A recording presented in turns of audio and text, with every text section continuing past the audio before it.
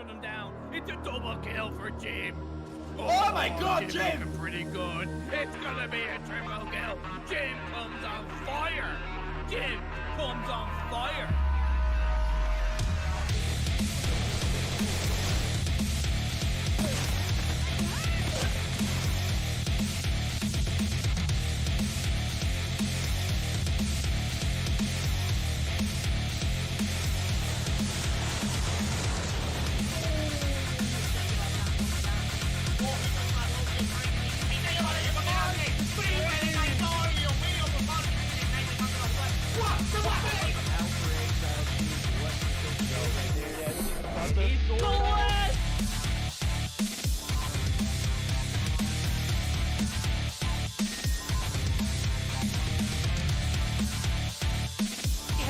Angle, but couldn't land the shot.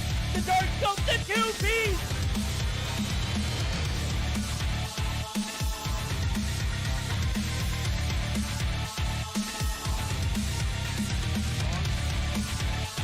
Oh my God!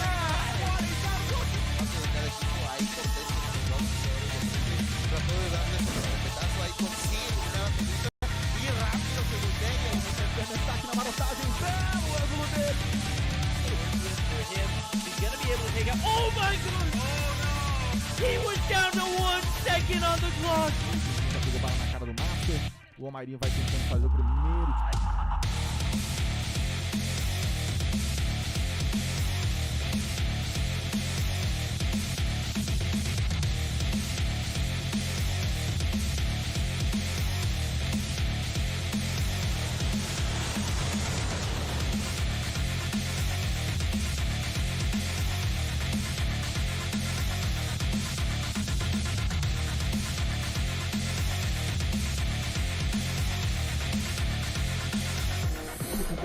Vai tentar o tiro porrada e bomba! Vem! Clutch muito difícil de vencer, mas...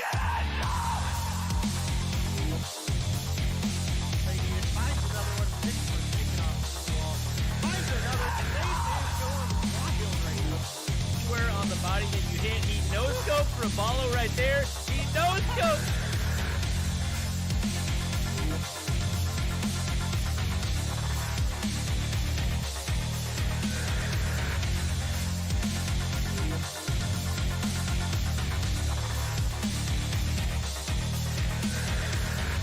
termina eliminando a Jack y Qlash queda solamente vivo por parte de repente consigue la primera baja en este round. Se da cuenta que no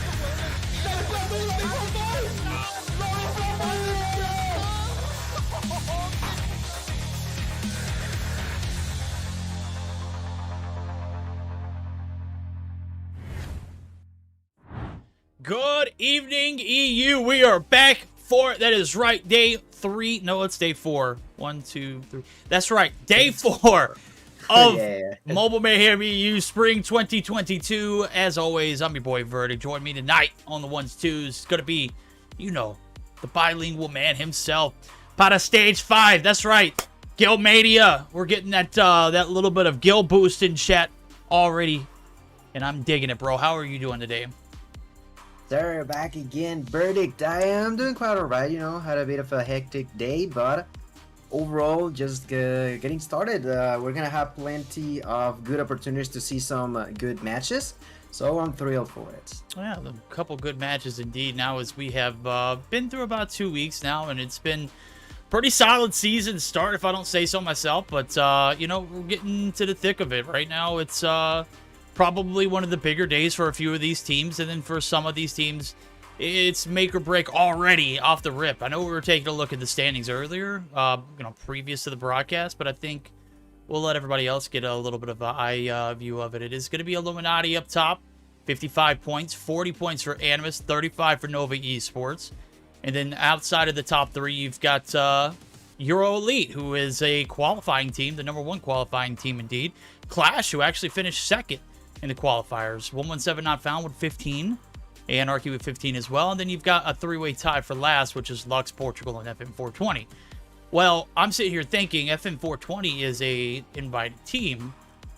How do they get there, and what do they need to do to turn it around? I would love to think that, you know, with a little bit more focused play, you know, a little bit less shenanigans, a little bit more, you know, into wanting to be in that top 6 slot. Obviously, they have been their biggest competition this season. They're the only ones that are holding them back. So, Gil, we're gearing up for it. I don't know if we're going to be able to see them today as I'm taking a look at the schedule. Who we have on the agenda?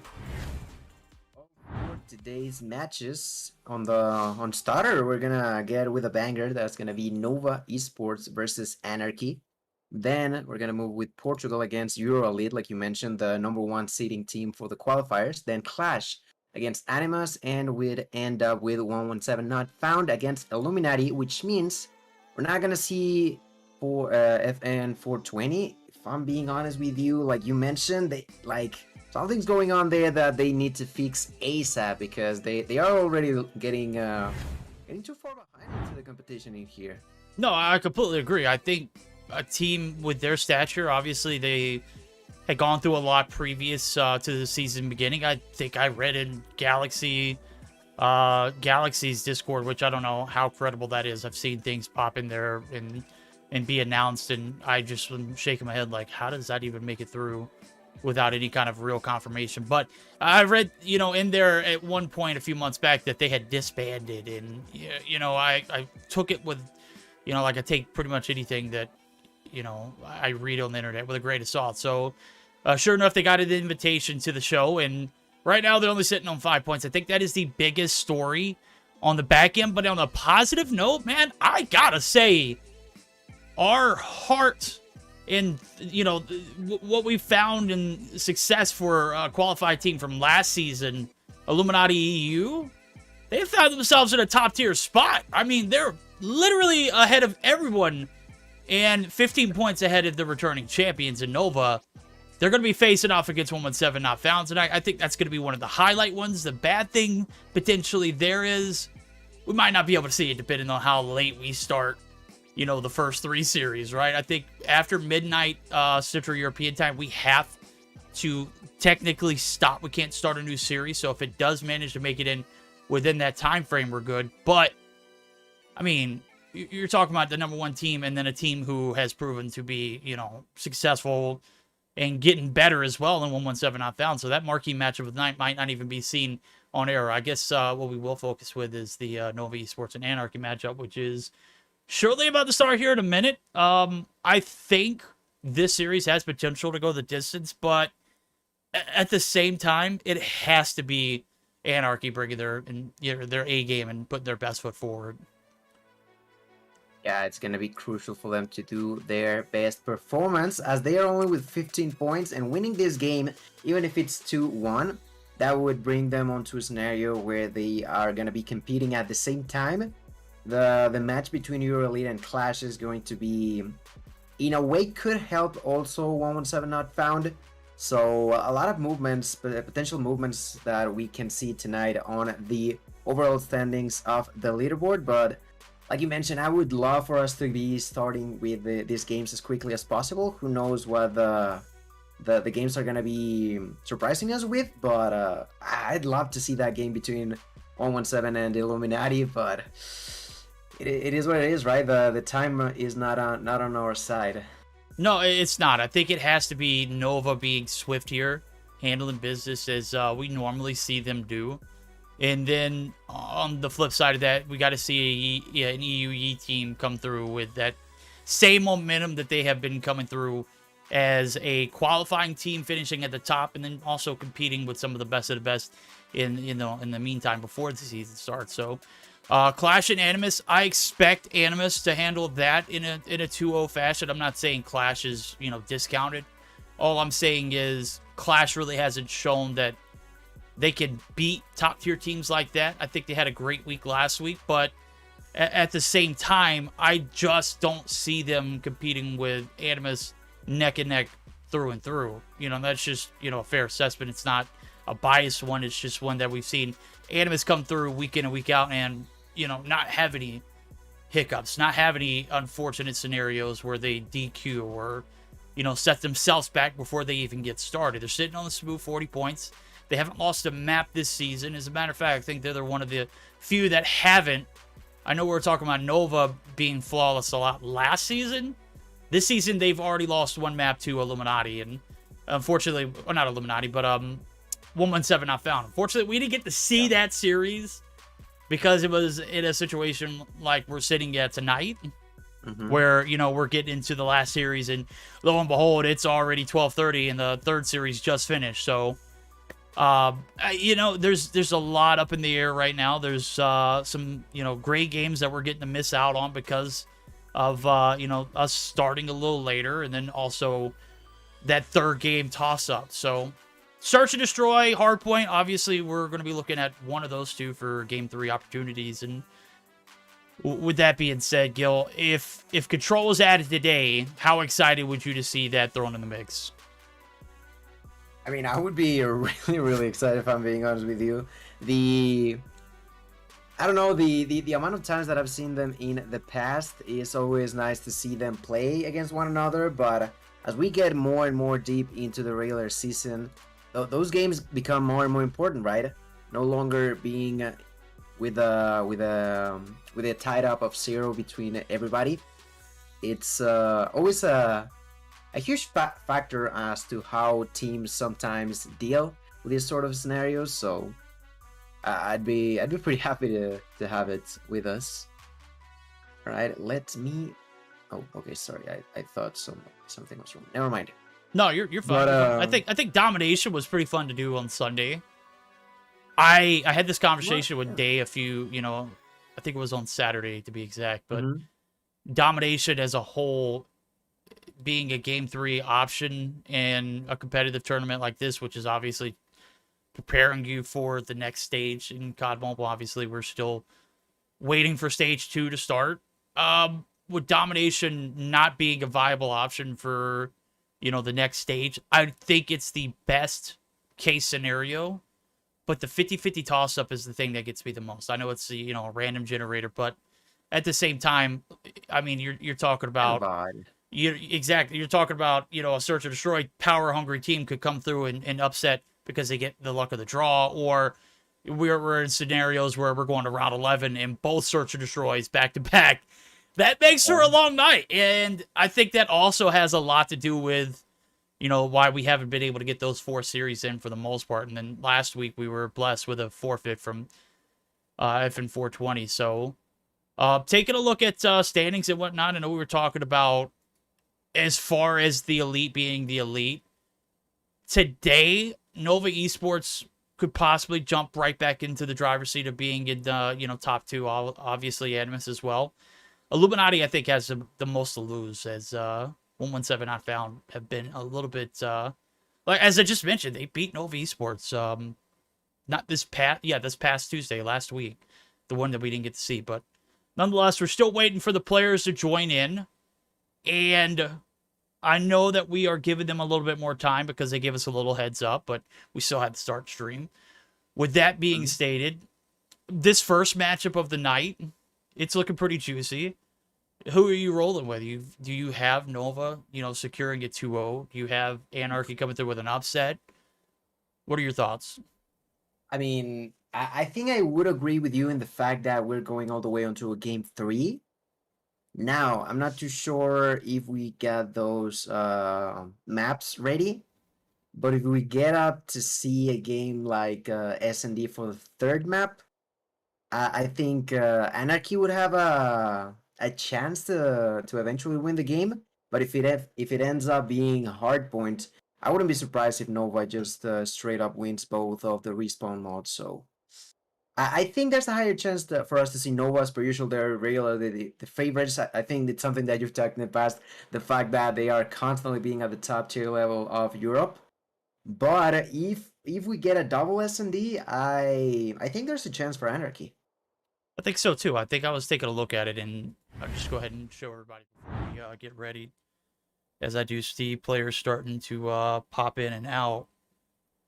It does look like we are going to start things up with a hardpoint firing range, as well as a standoff Search and Destroy. And lo and behold, what is this? A Game 3 Search and Destroy, and it's firing range. So random map selector, OP, I got to be honest with you, is probably one of the best case scenarios. Maybe swap standoff with firing range and make it both the hardpoint and search. But overall, this is probably a solid rotation right here. So firing range is where we'll start the series off with, and where we'll end, if it does go to a game 3, would be another firing range, but this time it would be a search and destroy. As I do take a look at it, Nova always is a team that's consistent with their bans. It does look like they are going to once again be banning the Crossfire Search and Destroy map itself, and then also for the side of Anarchy, it looks like they are going to be banning. Can't tell if that's hardpoint or search. Let me take a look at it real quick. My eyes are deceiving me. That is a hardpoint takeoff. So teams starting to finally shuffle in. I'm taking a look at it. We got Neil, Saturn's, Creed, Spy still waiting on one from Nova on the top side of the screen. In the Special Forces blue side, that's going to be Anarchy. Their roster is going to consist of so far Erasmo, Patrono, Noor. We've still got 2 more to join, and we've got 1 for Nova. So with that being stated, we're going to take a moment to pause and wait for these players to get, cycled into the lobby, ciphered into the lobby, shuffled in, however, which way they can get it. We're going to hear a word from COD Mobile and take a little bit of a break before we get started with our first series, ladies and gentlemen, so don't go anywhere. We've got all the action and more heading up. Was only anticipating this to be about 15-minute wait, but it does look like it's gotten a little later than anticipated. So don't go anywhere. We're going to have this series as soon as the players join in. But until then, enjoy the word from COD Mobile as well as a little bit of intermission music.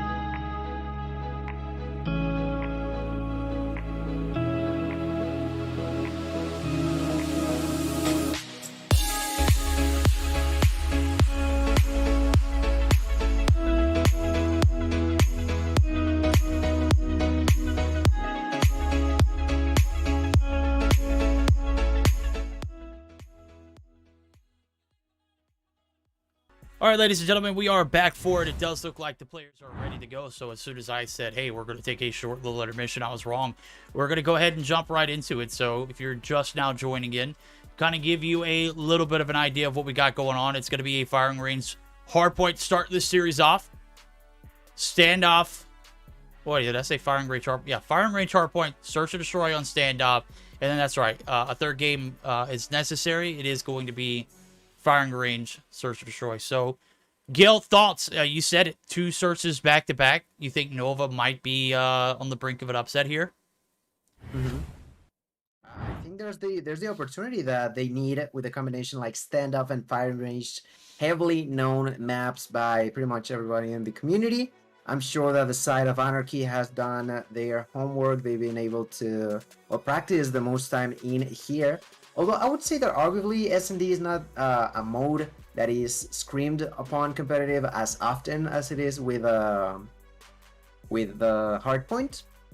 But with that being said, I still maintain my position as Anarchy could bring the first upset of the night. Well, you're absolutely right. Now is I think Anarchy do have a lot of potential. They were obviously an invited team, but at the same time, Nova is a returning champion. I don't think they have lost a single series in Mobile Mayhem since before Stage 5. And that's a long damn time to be without a series dropped. So Flawless has been a part of their game. Last season, they only dropped 2 maps, one in the regular season, one in, the grand finals against Animus. And Animus, we'll just tell you, they have 2 players who won Ferg's 1v1 tournament, for each respective category. Narcs in the sniper, and then we got Shark in the SMG. They're just stacked with talent, and you're telling me that they we're only able to take one map away from that Nova team. Well, you know what? We're just going to have to put our money where our mouth is because we are geared up for it. We are going to go ahead and jump right into that first series. So, does look like, again, as I mentioned earlier, promised it is firing range, Hardpoint, and Gil. You made the, the upset prediction. I think I'm going to roll with Nova here in a 2-0 fashion, but I am always open to be wrong here in this situation as we see P1 about to be opened up. And it does look like Nova are going to be on the bad side of the map to start off with. First round immediately going inside of the point, we're gonna have none other than Derox. Derox using this Mac 10, as we all know that period where that was not an option has been dealt with, and now that's the thing that we've seen the most, is something we talked about on Sunday. Now tonight is gonna be more of the same, but we also got some other weapons, like for example alongside with Inferno it's going to be the SKS. So far with 2 kills, gonna be spotted by Patron, gets blasted. And pretty interesting, seems like the side of Nova, they are actually getting the control overall the majority of the time in the middle ground of the map, but not really getting inside of the point. No, they're not indeed. As a matter of fact, they're kind of getting griefed outside of the hill. The big thing though for this P1 objective is always to get that flip, and don't do it too early, don't do it too late kind of scenario. Obviously, we do see about a 19-point advantage or 19-3 advantage in favor of the side of Anarchy, but it's not going to stick now. As you can see, 3 players already have made their rotation over. Inferno's leading the pack. He's got Neil beside him. And, yeah, P2 is about to open up for business. This is one of the biggest money hills in all the game.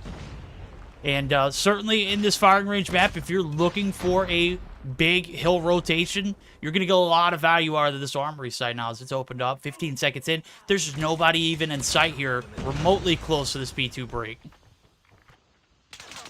Yeah, and they're doing a phenomenal job now. Inferno using the Tag 5, finding another kill with the SKS, just spraying and praying with his weapon. Gonna be spotted. Saturns immediately gets the answer back, getting that kill with a kilo, and that's even more points to the side of Nova. You said it. This is truly a money hill because of how the distribution of points in this map works. And so far, the side of Nova doing close to 100 points time so far in this hill, and looking to get it expanded even more, as they already got 2 players rotating towards 3 even into the trailer area. They got 2 inside. One of them is going to be Creed.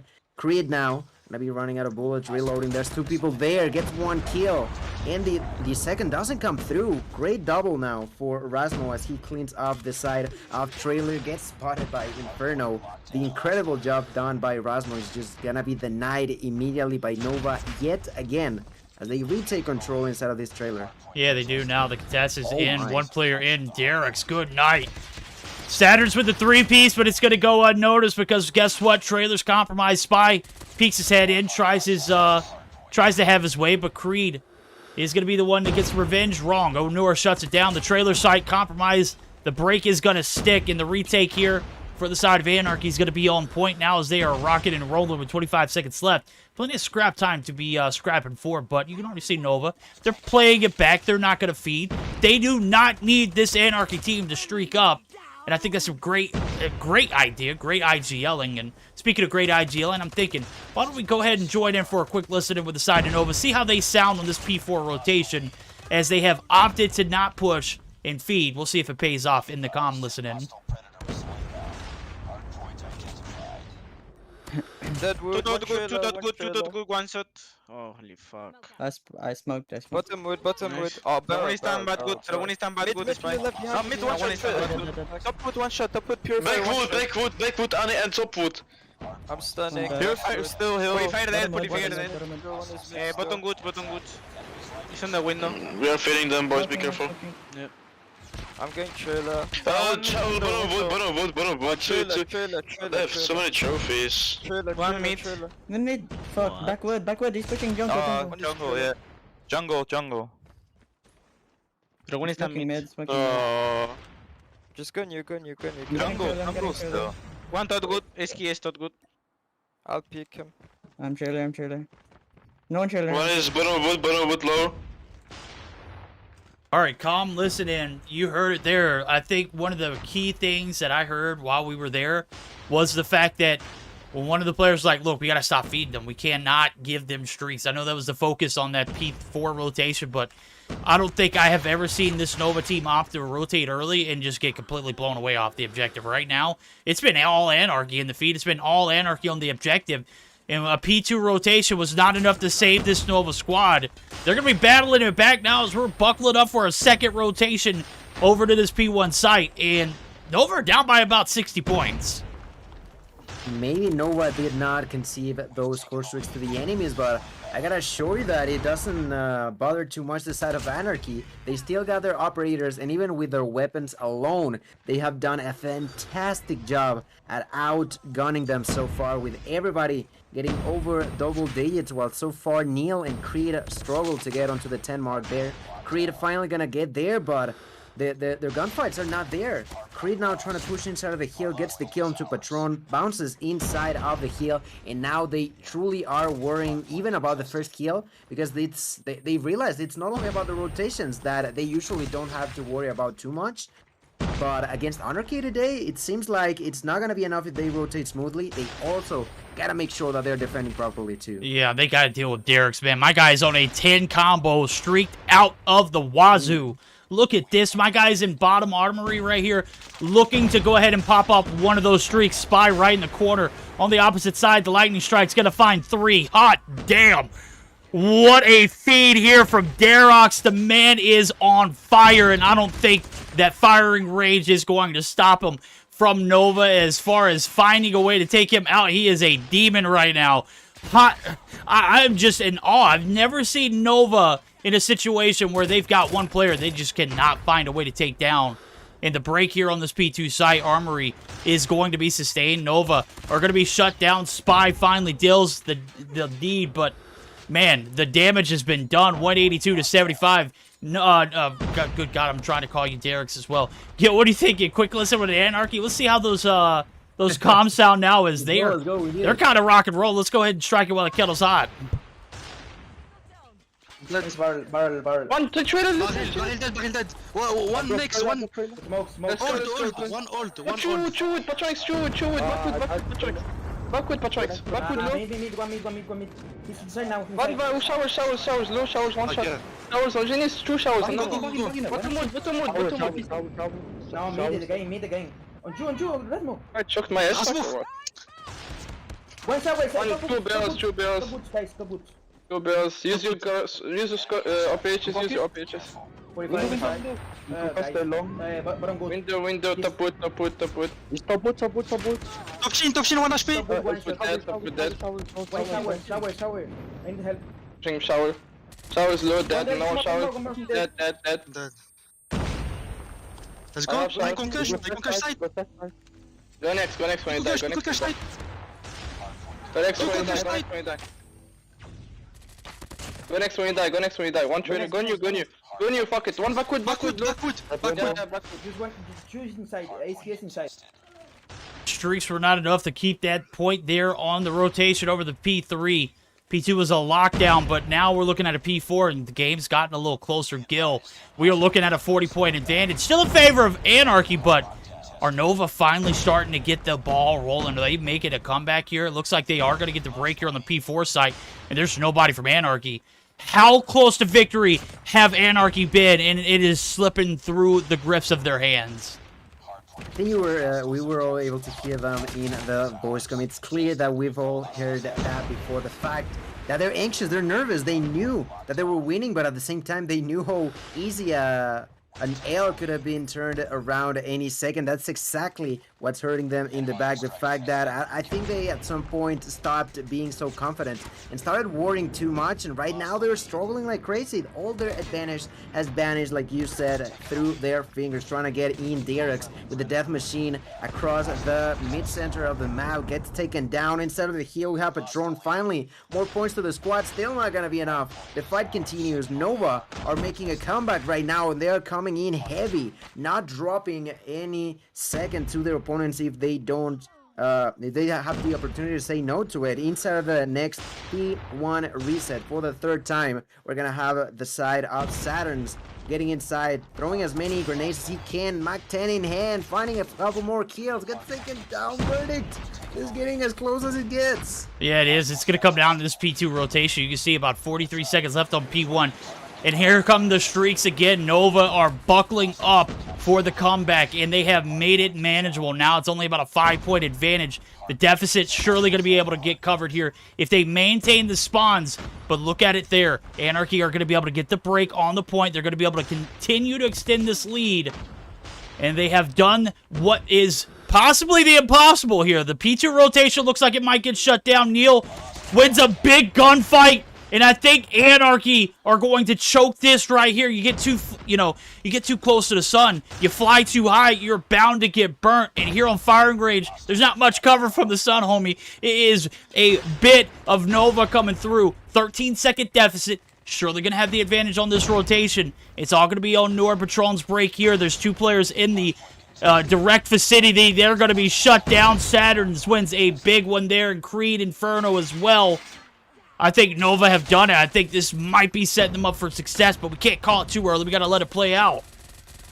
3 players inside for Nova trying to defend. Patron through the window, gets one, gets taken down. No, he survives through the fire. The retake, 30 seconds. This may not be enough time for them to win, but they are surely making sure that it isn't either for the side of Nova. Genius getting taken down. Dirox wants to get inside again. Nova are finally defending to their best extents, and they are getting their feet blasted with the blue color of their team on Nord, trying to get inside. Is gonna be rotating through the mid-center of the map, finds another kill onto Neil. They are trying to get ready, but at the same time finding a couple more seconds. The scrap time, it is now gold. It is so important to both sides, and they know it. That's exactly, they are not giving away a single second anymore. 3 players for the side of Anarchy. Can they defend verdicts? Well, it's looking possible. Here comes the operators, though. No streaks for either teams.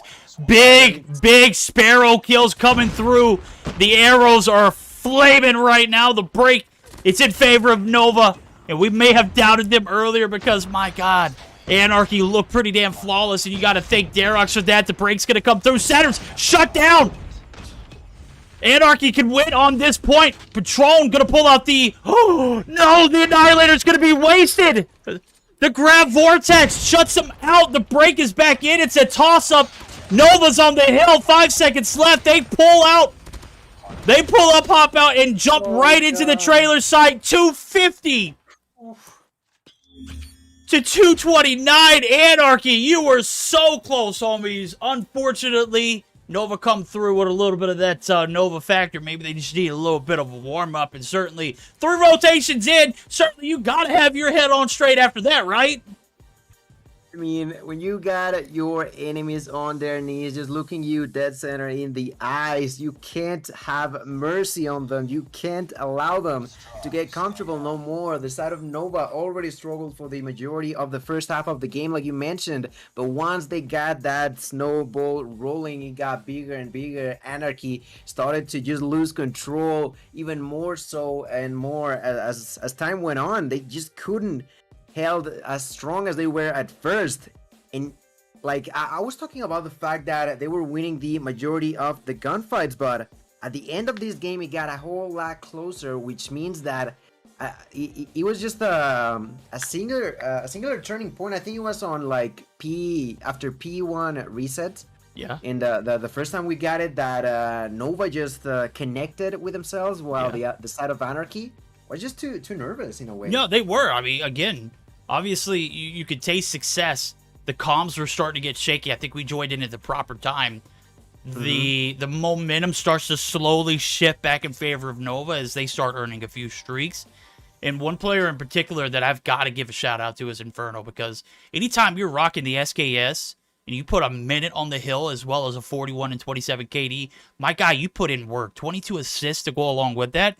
I mean, it's not even close. You can mention Saturn's as being that +8 in the objective with 222, but anytime you got a specialty player in Inferno with that SKS marksman rifle, and they're able to put up a minute on the hill, those players usually play distance and play perimeter control. They don't play directly on site.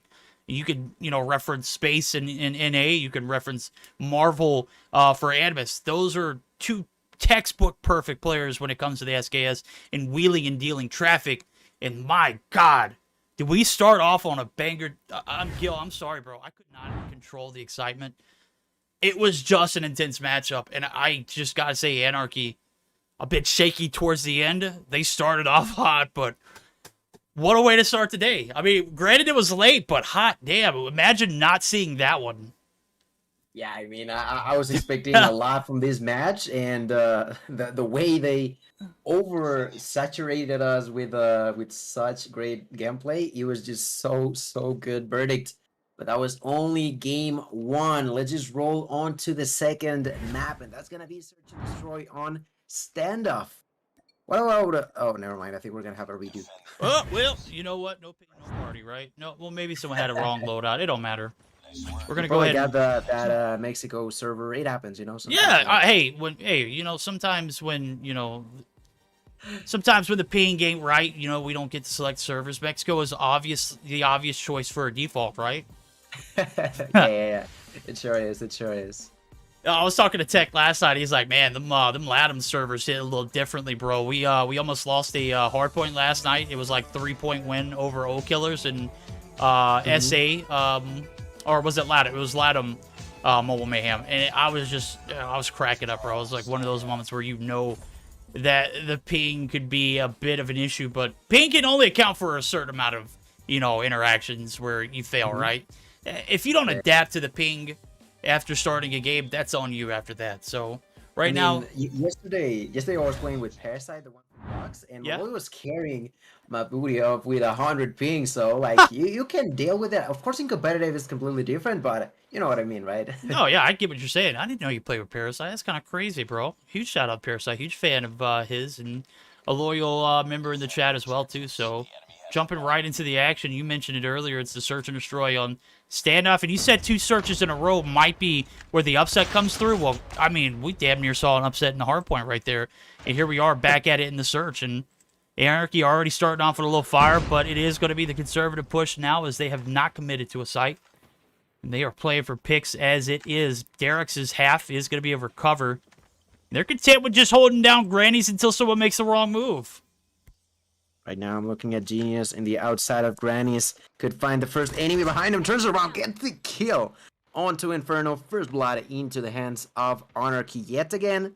The right step forward for the side of Anarchy. What else can they do, though? They are still waiting. 1 minute and 10 seconds on the clock. Carrying the bomb continues to be Derox, who's also the sniper player. Pretty interesting to see a sniper actually holding this explosive device, but, strategies may be a little different from them. Now, I'm trying to figure out. Oh, I think we should go with Creed. He's about to get himself into a fight. Goes for the push. He heard him. Gets a kill onto Patron, but then gets taken down by Derox. At the same time, Neil got another kill to even numbers out. Is going to be a 3v3. The next one to fall is going to be Genius to the hands of Saturns. The defense too strong. Spy finds the kill. Rasmo is dead. Verdict. Derox is left alone. 1v3. 30 seconds. Is looking likely for the side of Anarchy no more. No, it's not. Derek's is still alive, though. 2 kills on board. Does lace Saturn's right there. That's a huge demon to take out. And my guy literally was on a 11 kill spree. Twice as much. Abuses in the close range. The MAC-10's balanced, chat. It does not require too much skill to use. Obviously, you'd be a fool if you missed that one. Spy, the push up. The headshots. Derek's got to stick that plant right there, bro. Yeah. Oh my God. The wasted time right there. He went halfway through it and stopped. Obviously, the car was about to explode. You got to have a little bit more discipline on the trigger right there, though. Oh, so unfortunate. It is something similar to what we saw last game. The fact that sometimes Nate kill for Derek, spicy.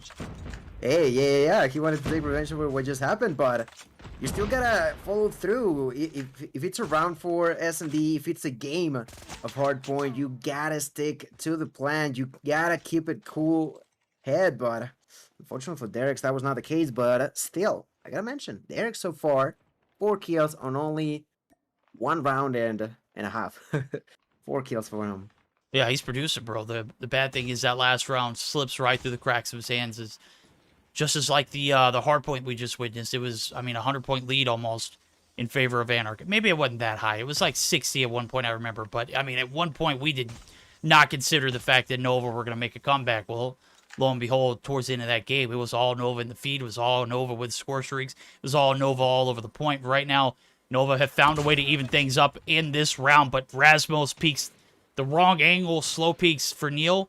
Easy dubs right there. Saturns is going to drop. Genius, again, being the aggressor. He's found himself in a spawn site. CT tank. Neil looking to seal the deal here with a shot, but he's not going to be able to get one. But there's one on the backside. Spy. Picture perfect moment. Genius is dropped, and now it's only 2 players left. Patron. Derek does find one to SKS in Patron's hand. Looking to maybe add a little support, but in these close quarter action battles here in Delhi, you got to think there's got to be an opportunity for you to pick up a MAC-10, right? Reed finds the kill into Derek's on the very last second. He does get the plan through, and well, Patron is using this SKS with one of my favorite sights. May not be the best one, but I think it's so cool looking for the SKS. Right now, 30 seconds on the clock. He feels confident that no one's gonna be around, and he actually is right. This 1v2, he's gonna find the first enemy. The shots come through, goes for the double, lands one verdict. But the MAC-10, the body shooting from Creed. The body shooting and the defuse comes through. Once again, the side of Anarchy, one single kill away from success. But that's going to be a 2-0 lead for Nova. That's a 2-0 lead in favor of Nova right there. And I gotta stop a question. I know Patron had the right intentions. Obviously, he got that kill on Neil. But there's no way you overextend and jump out that window side with no cover, homie. Got to be a little bit bigger brain play. Obviously, Patron damn near clutched that one, but, you know, moments like that, you scratch your head and wonder, why would you overextend in this situation where you could have just played a little bit more time, made it a little bit more difficult? He is not going to have time on his hand there. Neil's right there to get the revenge. Here comes the shots, the push, the aggression. Nova, they are full court pressing, getting 4 players looking to panic. That's Derek's dropping. Creed finding a lot of success here. Saturn's also Neil. My God, Rasmus. Only 1 player left to deal with for Anarchy here. And that is going to be the slide peek and the shots coming through. My goodness, Saturn's, you're a dog. Nice work. Get ready for the next round. Verdict. Game getting too foggy into the hands of Anarchy. They played it tremendously on hardpoint. We were just complimenting how good they were able to control the majority of that game, but now something is just not right.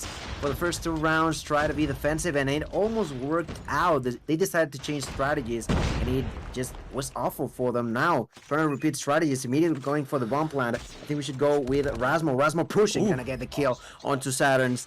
Bomb is down, Patron getting another kill. 1, 2 kills into the hands of Anarchy. Now Spy trying to defend himself with a Holger. The LMG gonna be back again here. Verdict. Spy gonna be spotted, gets taken down.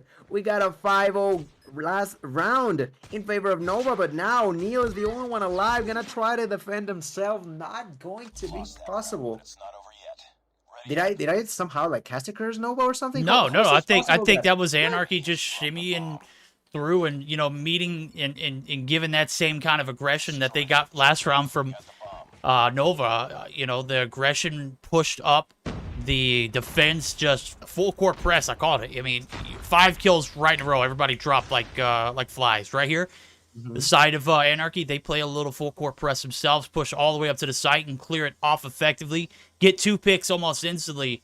And it was textbook perfect performance there. They only had 1 to deal with on the back end. And when you're able to throw your opponent off like that, obviously you're able to produce results where you don't have a single casualty. Right now, they are playing a little bit more conservatively. And I think this is probably the better play because, you know, if you're trying to be a little less predictable, last round you were hella aggressive and it paid off. Now you got to be a little more unpredictable and you got to be a little bit more conservative, play for those picks and see if you can find something with the old bread and butter. Maybe a few sniper picks. Well, Nora, he's aggressive. He is going to be able to find one. That's Creed, who's been the back alley demon. So, first blood in favor for Anarchy, but I don't think I've seen them capitalize on too many first bloods other than last round. So, Neil able to quickly return it, and just like that, the advantage going to be shifted back over. It's neutral.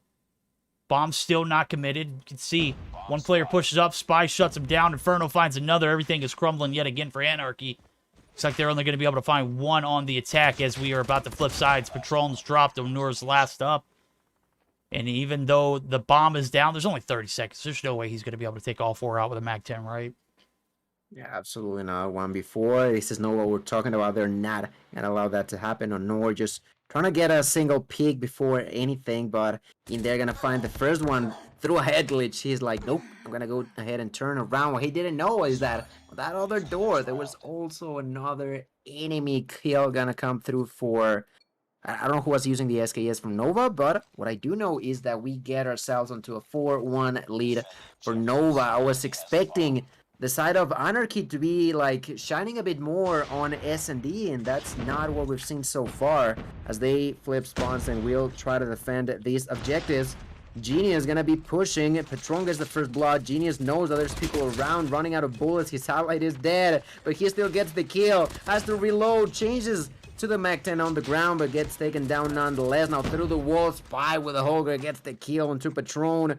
3 versus 2. And this round looking a little bit into the hands of Nova yet again. Yeah, but there goes Darox making something shake right there. Is going to be able to get down 1. That's going to even things up. Saturn's has been a demon here, right here in the Covey site.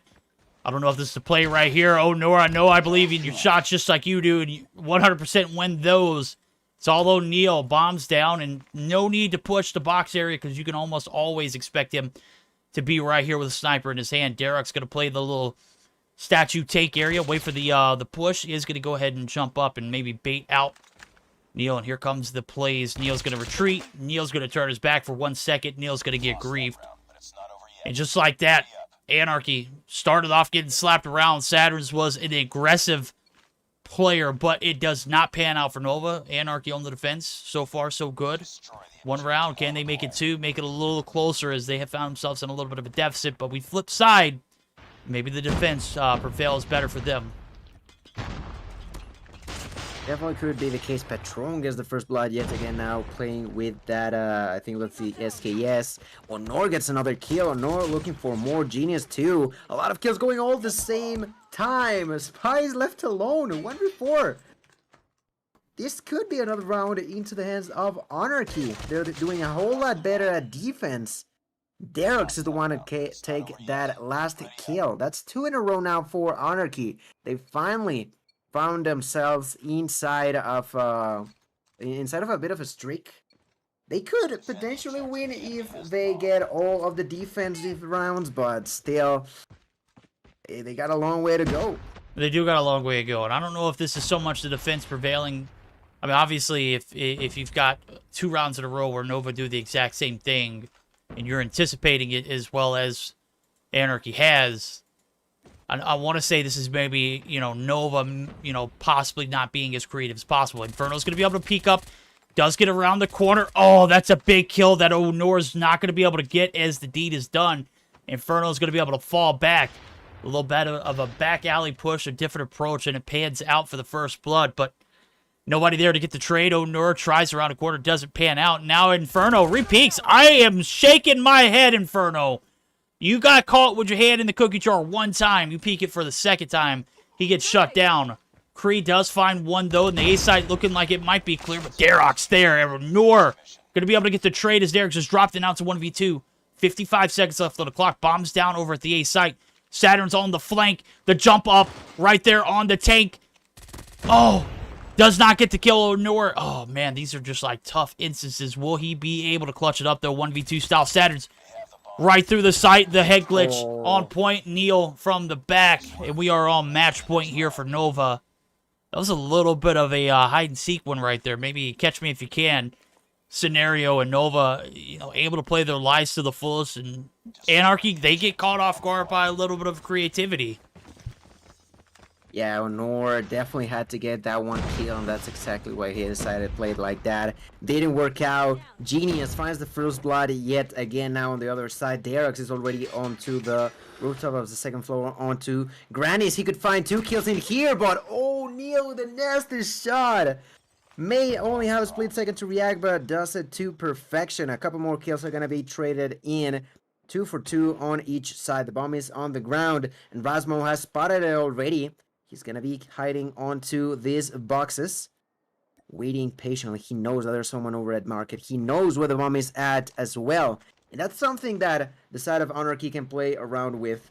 Rasmo here gonna find Creed, gets the kill immediately onto him, turns around, he knows that they could be coming around the corner. The next fight could be coming through the side of Genius. Genius over the side of Granite is gonna find the first enemy, but he doesn't feel secure, he doesn't feel safe, decides not to fight that one out. 1 minute left on the clock. Verdict, this could be another chance for Anarchy, but they gotta be cautious. Neo with 8 kills so far, Saturn's with 6. They got some good numbers to fight back against them in here. They do. Bob is still down over at the statue tank, and Neil and Saturn's trying to play a cool, calm collective. Saturn's good night. The shots catches Patron, who was literally holding down the backside of the spawn, waiting for the rotation all the way through. Now here comes the push. Deli side. Is the bomb still yet to be picked up? Raswell still kind of surveying the area, waiting for the cubby side attack. Neil is going to be anticipated now. It's a 2v1. Saturn does pick up the bomb, but it is only a matter of time before he's going to round the corner and have 2 players right in his face. But I think he might be able to get this bomb plant down. If he does, might be getting pushed by both. The 2s are going to be played. Saturn's plays the head glitch, but the bomb is getting defused. Saturn's not going to be able to get there and get the kill in time, and maybe a little bit of out of play. You saw the bomb plant on the opposite side of the fence instead of behind the head glitch, and he did that for a reason. He knew the call out. Neil was downed. Obviously, someone was on the barrel side, but not able to contest where he planted. That might be a little bit of an issue, and sure enough, Anarchy are going to be able to benefit from it.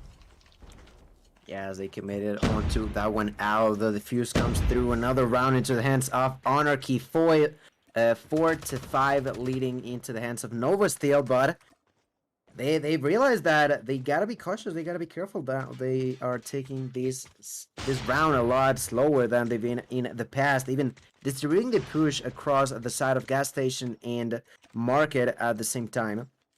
Going through back alley here, created with a Mac 10. Could find Genius. Genius gonna be pushing. Genius finds the first enemy and gets taken. No, he's still gonna be alive, but Saturn's through the wall, gets the first blood. Looking to get some more. It seems like Creed not wanting to fight there no more. Defending on the opposite end. Rasmo got blasted by the side of Spy. Bomb is potentially gonna be planted pretty soon now. Verdicts, they gotta be cautious. 5v3. Genius finds another enemy, wants to push with that Banana Mac 10. Can he get it? I think Saturn's didn't see him, so free kill for him. A bit of a freebie. Oh, Then oh my god, that snipe. oh Nora's man. gonna be left alone with Patron here. We got 30 seconds. This is all Anarchy.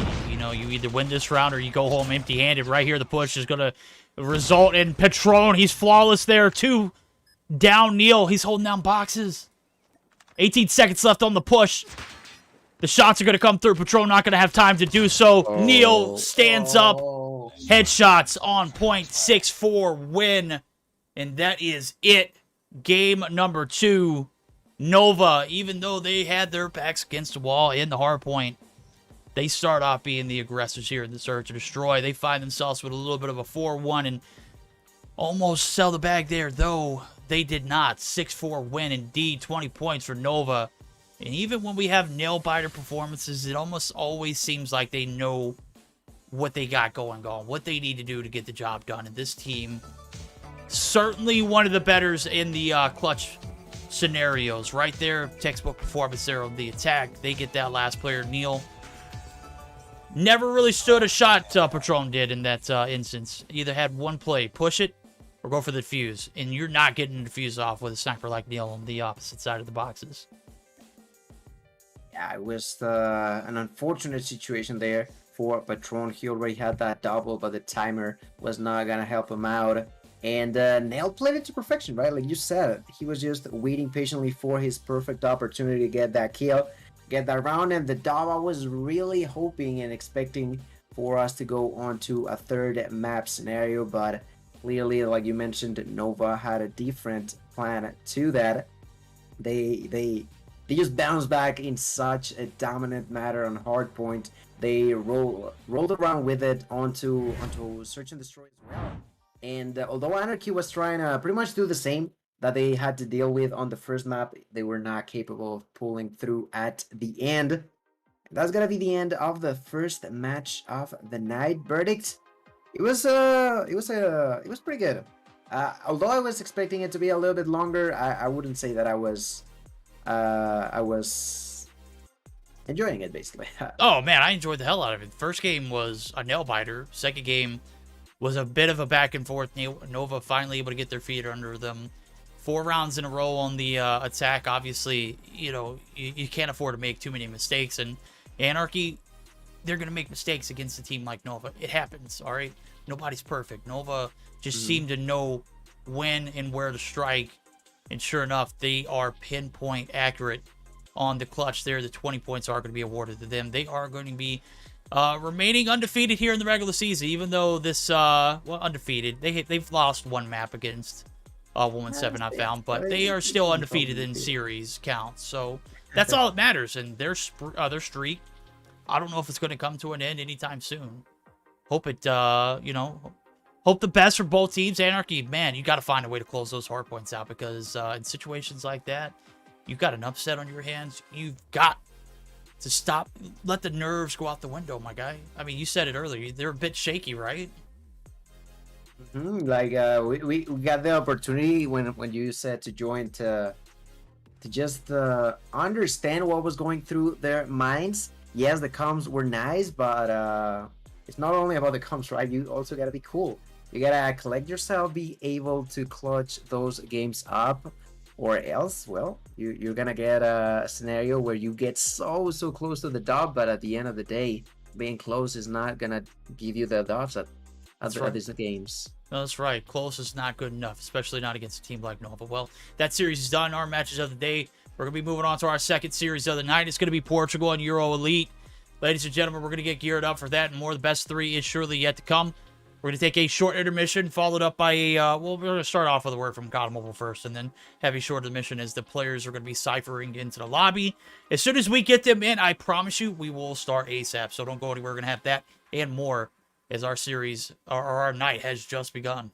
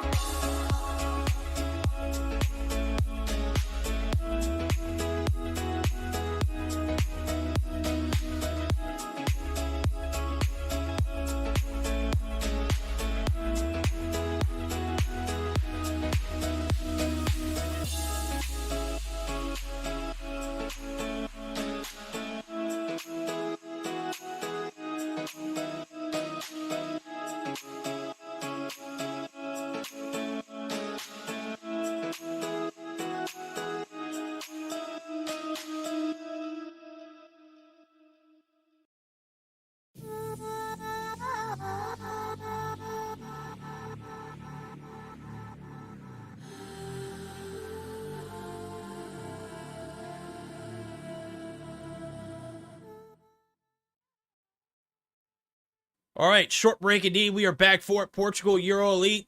They are up next, as our second series of the night is going to be pretty solid one indeed. These are two qualifier teams coming through. Portugal obviously able to finish high enough to get through and find themselves in the regular season. EuroElite, well, they're making their second time around. Obviously, they were introduced last season as a late entry to the Mobile Mayhem scene.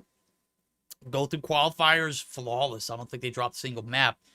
And have proven to be one of the, elites when it comes to call-outs, when it comes to the respawn game modes. But I think Search and Destroy has been one of their biggest objections here recently. We'll see how it pans out, Gil. I know you don't probably know too much. You went through qualifiers with me, right? You've been able to see EuroElite play, right? Yeah, definitely. It was the most dominant out of everyone. They didn't lose a single map even, and as this will be against someone that they were previously matched up on in the Mobile Mayhem, I think we're pretty much gonna be dealing with the same stop verdict. I think we're gonna see them getting the 2-0 and cleanly getting us to the next one. If I'm being honest, yeah, Day, what's up? What is he doing? What the hell? Day's always lurking in Discord, bro. My God, he said he's never casting EU again because he does not like you guys. And sure enough, he's in the EU broadcast channel just making. I got a clip of that. Yeah, right. Yeah, get him out of here, bro. I'm just kidding. Best of 3 right here. We're gonna be starting things off with a little bit of a Summit hardpoint game 2. He left. I'm glad he's able to take that hit, bro. Standoff, Search and Destroy for game number 2. If we do see a game 3, it's going to be one of my favorite maps and one of the ones that we got to see a lot of on Sunday night. It's going to be Meltdown, Search and Destroy. I didn't even have to look up to read what game mode it was, because when I see Meltdown, that nuclear stack, I already know what's up. We're going in for some Search, homie, and it is certainly one of my favorite maps to see it be played on. So, based on what we saw from EU, based on what we've seen from Portugal definitely have potential, but I think the potential that EUE has been, a little bit more finely tuned and produced results in the EU scene so far. I'm thinking that I might be rolling here with you with EUE coming through with the win. It might be 2-0 fashion too. Yeah, well, we are almost ready to start with a match of Summit. Have we talked about the maps? You did, right? Yeah. We went through them. It's Summit, it's Standoff, Summit, and then Meltdown. Yeah, my favorite Meltdown. Yeah, that's what I'm here for.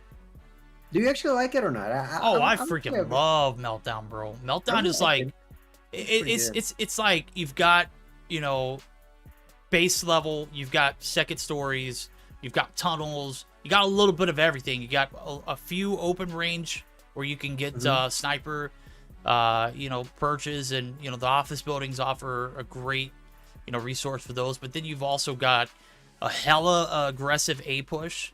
You got a little bit more of a strategic, thought out, and number based B side approach. So I think it is just one of the most balanced maps for Search and Destroy in the game. Obviously, I know everyone's going to love Raid, and everyone's going to love Firing Range, and everyone's going to love Standoff. There's only so much of those 3 maps I could see, on a day. Obviously, I enjoy playing them and watching them as much as the next. But when we're talking about, introducing newer maps to the scene, Meltdown offers that particular experience in Search, and I don't think it's playable for any other game mode. So...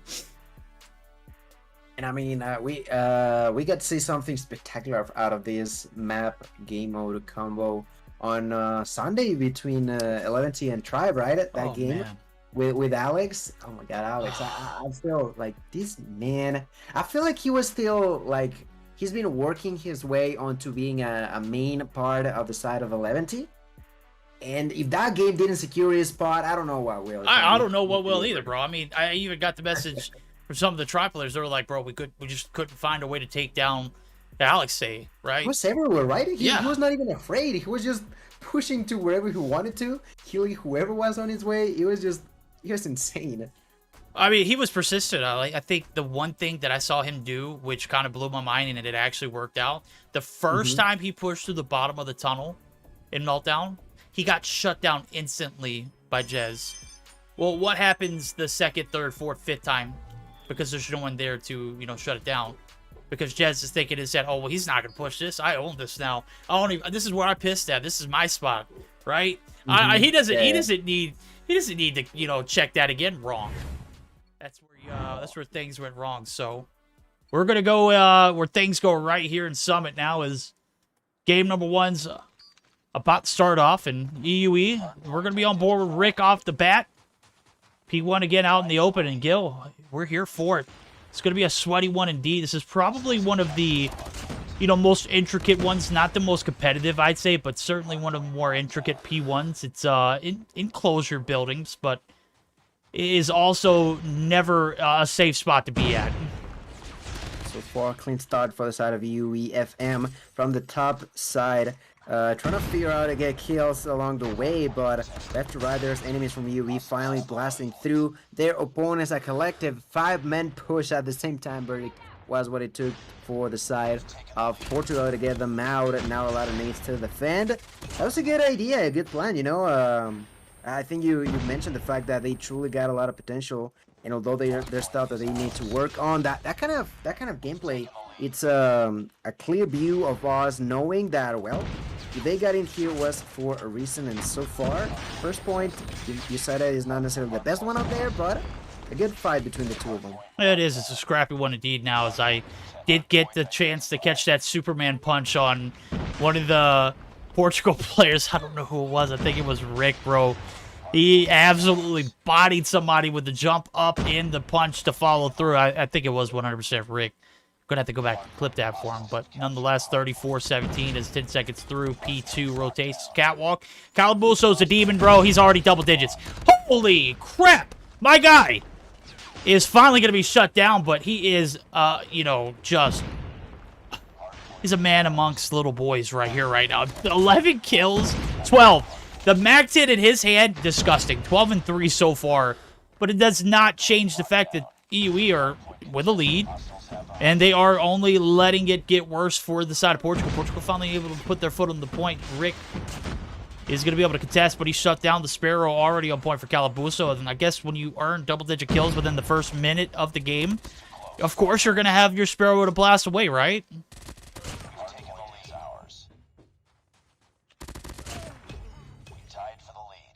I think he might be muted. Was muted indeed. And heading towards the respawns of P3, the side of UE gonna get there first through the smoke, defending by greed. Gonna find the first enemy, goes to get the kill, but surprise, surprise, there was the second one through that smoke. You were not able to see him, and because of that, you are now dead. So are all of your allies. And the retake is gonna go into the hands of Portugal, cleaning that side up, now being defended with the Vortex machine by FN, getting those kills, making sure no one can walk safely through there. That was a lot faster than I was anticipating. On top of that, it seems like they are trying to get the every single second left. They're doing a phenomenal job at doing so.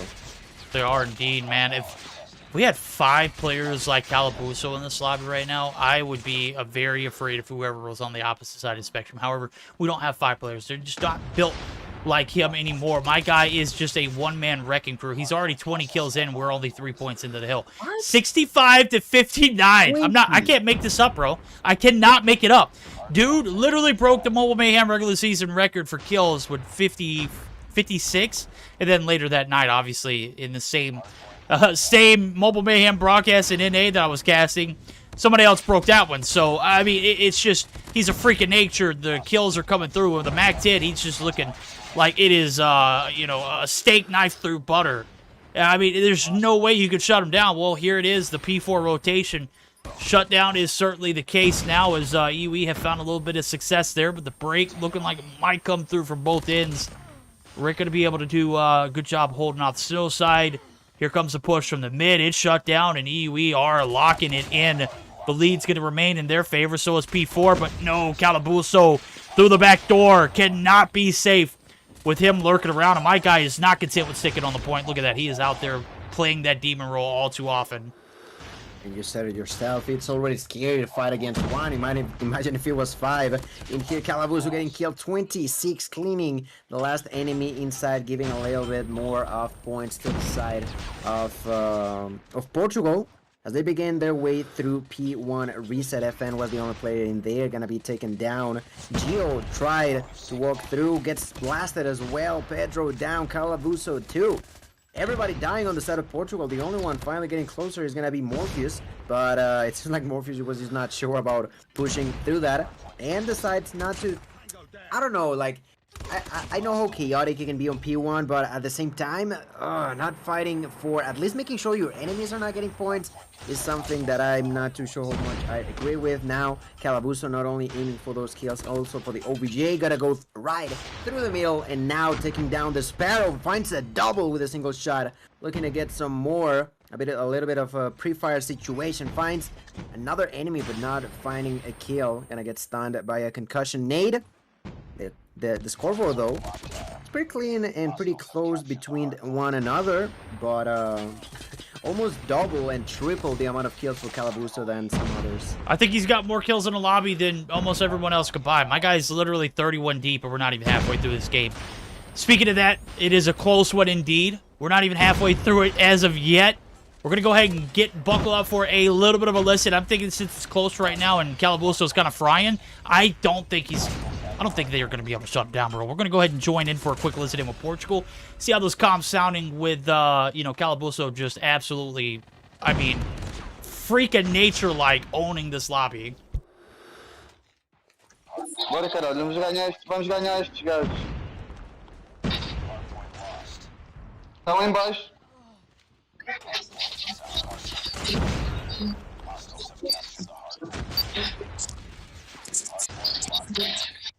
Joga next. Tem um a jogar next, I'm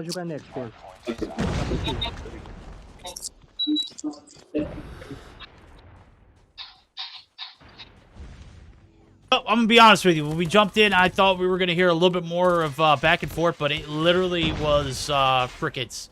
And I mean, I guess when you're handling business, you don't really need to do call-outs, right? Well, the business is not being handled to an extent. I'm sure Calabuso's frying, but this is a team deathmatch. This is hardpoint. And right now, the lead and the money hills are going to be in favor of EUE. The break is going to come through, and now it's going to be the Purifier coming out for Gio, finally putting some points on the board there. The break is going to stick now as multiple players going to be on the outskirts. And Gil, I need to hear your thoughts. I know we've heard lackluster comms coming through from some teams, but right there, with a game this close, I don't think I've ever heard that much silence, ever.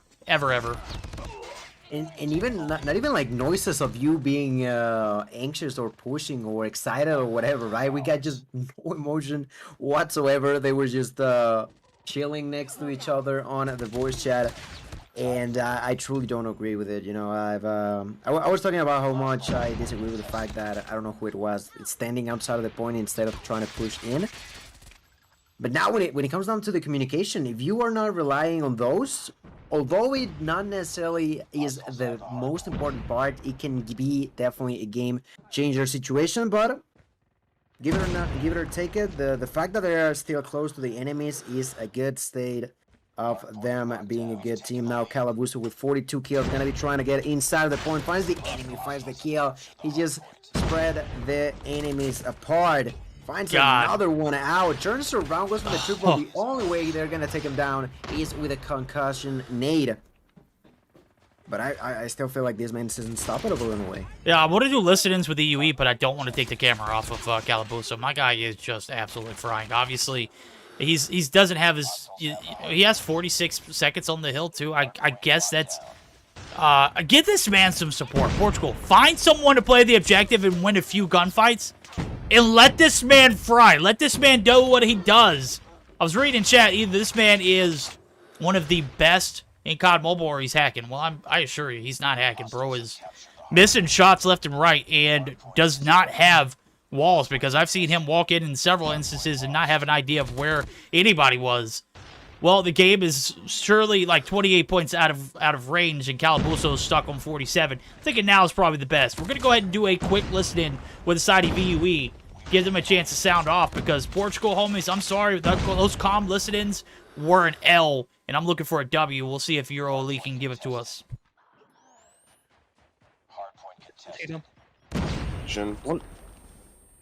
One silver, two silver. Bottom. No, top. I wasted the purifier. Oh my god. Two top. Computer, grid. One more stairs. One more points. I'm going bottom. Get top. One card. He's pushing green. They're both pushing green. One in the corner of the point. He's half health in the corner. Green, one Cage. Three on point. Cage and corner, guys. One bottom control. They have tech 5. Yeah, Two that bottom control. One more. Push, I'm push, low. He's concussed. What? He's low. Three green. They're dead. One more. All one shot. Get top, guys. I pushed up. Top that. No, one C-dom. He's watching. He's going bottom control now. I got green. Go. One green. Oh my, he's concussed. Guys, he just runs through you. What the fuck? Top dead. Con. Low. I'm concussed. Green is No, one green. Kalabuko green. One top. No, one shot. What the fuck? Push as a team. All right, comms clean. Obviously, they have an advantage, about 20-point lead, but Calabuso is still just... I mean, my guy's 57 deep, and we are still 40 points away from claiming a victor here. Now the break is going to come through, and EUE looking to maybe slowly but surely, inch by inch, push themselves into a victory. Got to find a way to nerf Calabuso. Nerfing him or not, he is just still... just frying, bros. 58. I don't see how he can't drop 70 right here, right? Oh, I don't see no reason why not to. They are finding kill 50. No, why were you? Oh my god. Such a waste of an operator verdict. That, and I gotta assure you, I feel like that was a desperation play, but at the same time, you're dropping out of such a good utility weapon for you to clean this point that so far is being defended by 5 people. Does get 1 kill. The next one to try to push inside is going to be FM, who gets blasted, but still finds the way to get the kill onto Karma. Looking for more, gets taken down. The next one in there, as per usual, Calabuso, kill 61. Calabuso with a Mac 10, trying to get inside. Finds Cry, gets taken down. No one can get inside. The Purifier there by Geo just shooting through the walls, not finding any kills, gets taken down. No one from EuroElite can find a way to save out of this point. No way through for the EuroElite members. They were so close on verdict. It was an L there for the Sparrow and an L for the Purifier. I don't know if you catch that as well. I did. But the operator usage at the end just awful. Absolutely a nail for them at the end there. I don't know, man. I don't know. Yeah, I mean, if there's a way that the break comes through for Portugal on that P3 site, and EUE might have just, like, find themselves on the outskirts and that game got a little extended, and Calabuso wasn't bum rushing the hill without any kind of backup, obviously I think this guy would have dropped 70, and it's not even close. But the fact of the matter is, EUE come through, they handle business, they hold all angles necessary, they find a way to work around the demon in the lobby of Calabuso, and my guy was just as peaky as they come. Bro, 61 on board and you lose? I don't know where the hell that happens at, but chat, clip it, put it on Twitter, find somewhere, get this man some recognition, because this is the second time this season we have already talked about him breaking a regular season record for Mobile Mayhem, and sure enough, he one-ups himself with a performance like 61 and 35. That's the story of the case. On the flip side of things, we got to give recognition where recognition deserved. Minute 46 on the hill for Rick, 40 and 32. This is not team deathmatch. This is hardpoint. In EUE, they win, even with having to deal with that freak. That guy is just a freak. He's just built differently. Calabuso. My guy was zooming around the map. That Mac 10 is a problem. Okay? A problem. I don't know, man. I don't know. Although I did say that I was expecting a 2-0 victory for the side of EuroElite, when they are that close to one another, I'm expecting Portugal to actually come in with the dub in a way, but the mistakes that were made, the lack of communication, I feel like that kind of situations can help so much into a different variety of scenarios. But without it, you're just going blindly onto every single corner, pretty much just guessing. You mentioned it yourself, the fact that Calabuso sometimes just has no clue where the enemies are at. And although it's not always going to be the case, sometimes the comps are going to help you not run onto that kind of issues. But It's a big hit for Portugal in my opinion. They could have gotten into the upset quote unquote tonight now. No, you're absolutely right. I mean, I think the last time he broke that record was like 56, and they lost as well. Like, it is tough to see someone like that perform so well.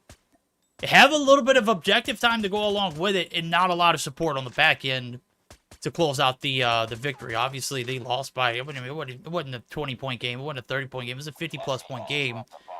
And you can blame EUE for just being so much better in a collective unit in that regard. Now, Portugal are going to be able to have a second chance opportunity as Search and Destroy is right around the corner. We are in it like Bennett. It is going to be the standoff search being another opportunity for us to see a Game 3 here. It's going to be all on Portugal, though, and EUE. They are not holding back this time around. Aggression pushed plays all the way up. They've taken advantage of, a free bomb plant, and they're going to go ahead and get it stuck. Bomb is down. 5v5 still gonna unfold. Defending now is gonna be there. Geo with the Mac 10 thinking about pushing through the enemies, but wanna get the proper audio cues before doing so. The nade is gonna come through. Still now walking there. First blood is going to be there for Karma. Great start for you. Rick gets another kill. The defense not as efficient as they were anticipating. Rick gets a double. Geo from the other angle does get the kill onto Cry, but still not going to be enough. A 1v4 tried to get a kill onto one more, but we got so many enemies who already pinpoint your location.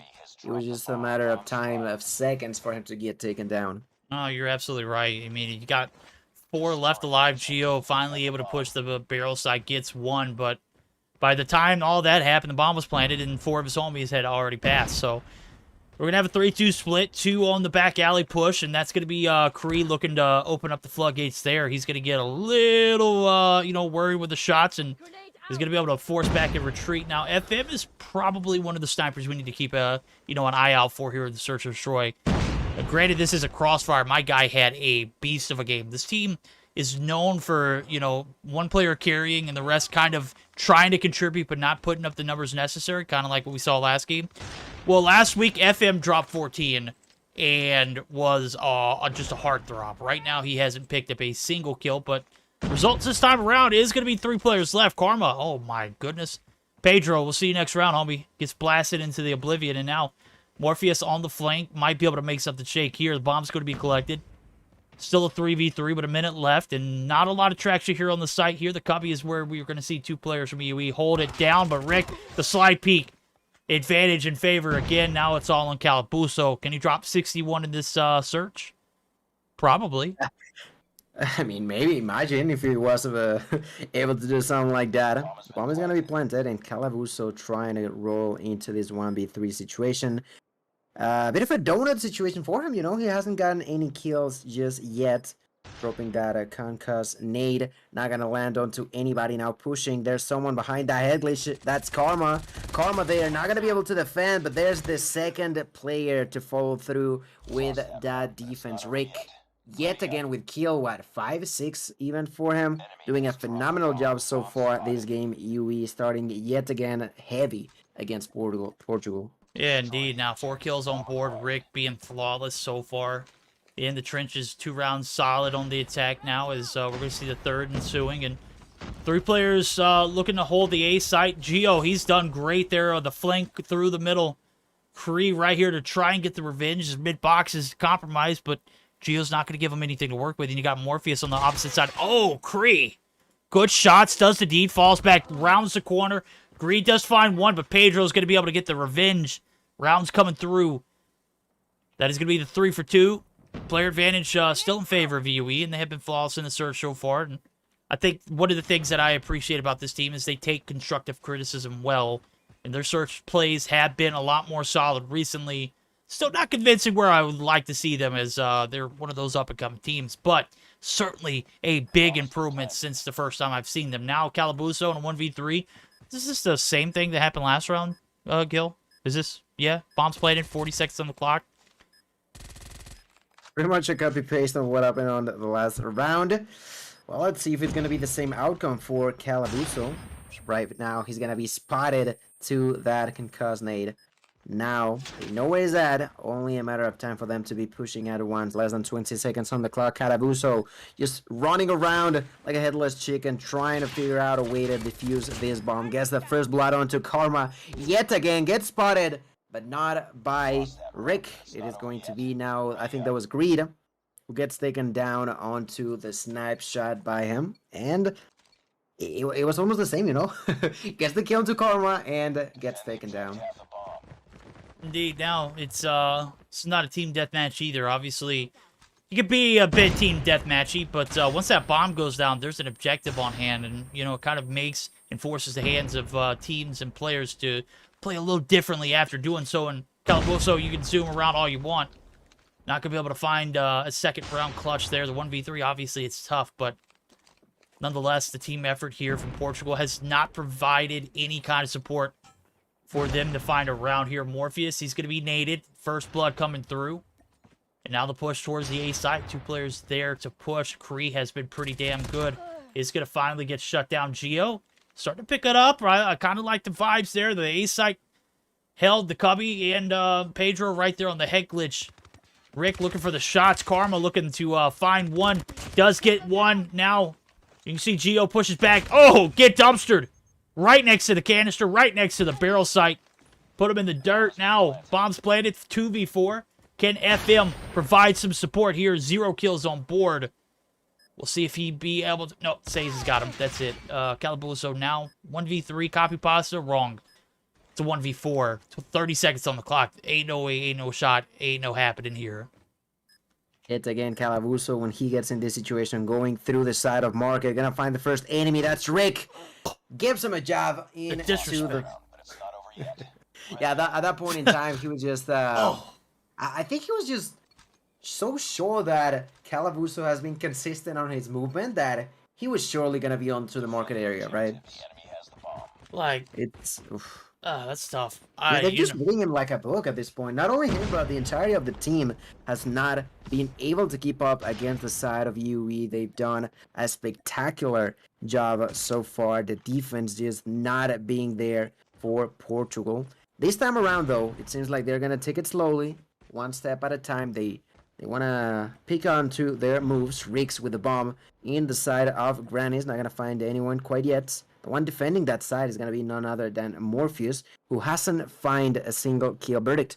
There's 2 players on round 5 who haven't gotten a single kill on the side of Portugal. And I'm not surprised. Why? Because even though the hard point was an objective game again, obviously you got to put your foot on the hill.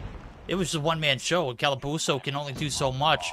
Right now, he's trying to do as much. Morpheus finally getting on board. The shots coming through. EUE have fallen here in this round, but it's all on Karma. The 1v4, the bomb's not planted yet. And with about 55 seconds left on the clock, he still has a little bit of time to play with, but he rounds quarter, and oh my, Pedro, you can't afford to miss those. The one that gets away is always my guy. I don't even want to... I literally swap over to Pedro, and he's using the PDW.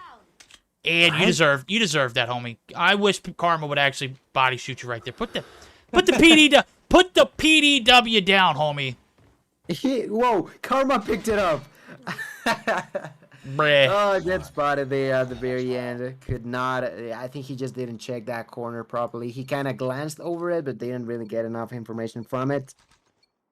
If Karma would have taken that PDW from the ground and clutched that round, I would have been laughing my whole life. I was like, Jesus Christ, this man is just insane. And Karma with 8 kills now trying to find jump shot as they flip spawns. That's right, fellas. It is now the opportunity into the hands of Portugal to be on the offensive role. First blood is going to be for Says. Pedro no longer using the PDW, now with a Mac 10 in hand. Calabuso finds the first blood for the squad.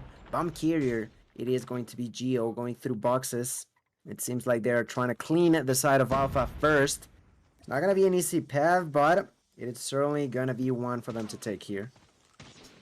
Yep, indeed. And I'm starting to wonder, was that PDW the loadout of Morpheus, or did he pick that up off the ground? Because I see Rick with an AK right now. I know the AK is pretty cracked at its own, but Geo now with the Banana Blaster, obviously reigns superior. Now, Karma, good night. The shots, barrels, not safe.